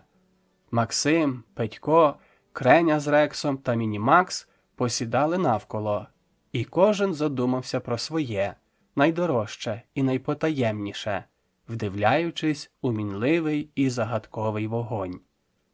Максим думав про те, як йому пощастило, адже тепер він своєчасно завершить свою наукову роботу, зробить вагомий внесок у науку. А може, за допомогою своїх нових друзів, Рекса та Крені, ще й видатне відкриття здійснить. Жаль, звичайно, що Мінімакс відлітає, а то б і його Максим дослідив. Щось його, коли бути відвертим, трохи беруть сумніви. Чи справді все так і є, як розповідає ця крилата ящірка, схоже на викопного ігуанодона? А втім, на світі бувають і не такі дива. Щасливі Рекс та Креня думали про зиму, що була вже не за горами, і про те, як гарно і затишно їм житиметься у доброго і надійного крутивуса. А ще кіт мріяв навчитися у Крені розмовляти людською мовою, тоді він ще себе покаже. Петько думав про те, що тепер він ніколи в житті не хитруватиме, аби дістати грошей. Адже крутивус дуже серйозно переговорив з батьком, і той дав слово честі більше не пити, а стати нарешті порядною людиною. І ще дільничий сказав, що батько хоче повернутися до Петька та його мами. А Мінімакс думав про те, що через деякий час, уже зовсім скоро, він побачить драконію і зустрінеться з такими ж, як і він, дракончиками. Думав він також, що неодмінно повернеться на землю, коли настане його час, і розшукає своїх друзів, яких щиро і назавжди встиг полюбити. І про що б кожен не думав у цю мить, всі однаково думали, як гарно, коли дуже і дуже різні, зовсім не схожі між собою і, здавалось би, несумісні живі істоти – люди, кіт, птах і навіть дракон – чудово розуміють одне одного і можуть бути справжніми щирими друзями. Та ось Мінімакс, який сидів найближче до вогнища, ворухнувся і зовсім тихо мовив: «Пора!» Він підсунувся ще ближче до багаття, довгастим язичком лизнув полум'я, вихопив кілька яскравих жарин і, не кривлячись, ковтнув їх. Тоді відбіг у темряву і вже звідти гукнув: «Прощавайте! Лечу!» «Прощавай, Мінімаксе!» загукали дружньо Максим, Петько та Креня, а Рекс тільки голосно і проникливо нявкнув, бо поки що не вмів говорити, хоч усе чудово розумів. Друзі побачили, як із трави, де сховався Мінімакс, вихопився сліпучо-білий язик полум'я. За ним іще один. Іще. Замить вони злилися в потужний яскравий струмінь, що знявся вгору і перетворився на вогненну кулю, яка почала швидко-швидко віддалятися в небо. Скоро куля зробилася маленькою, злилася із зірками чумацького шляху і розтанула поміж ними. У цей час на балконі у місті стояли Олег з Ліскою і до болю в очах вдивлялися в серпневе небо, густо засіяне зорями. «Невже так і не побачимо Міні-Макса?» – з тривогою думали брат і сестра. «Невже так і не помахаємо йому?»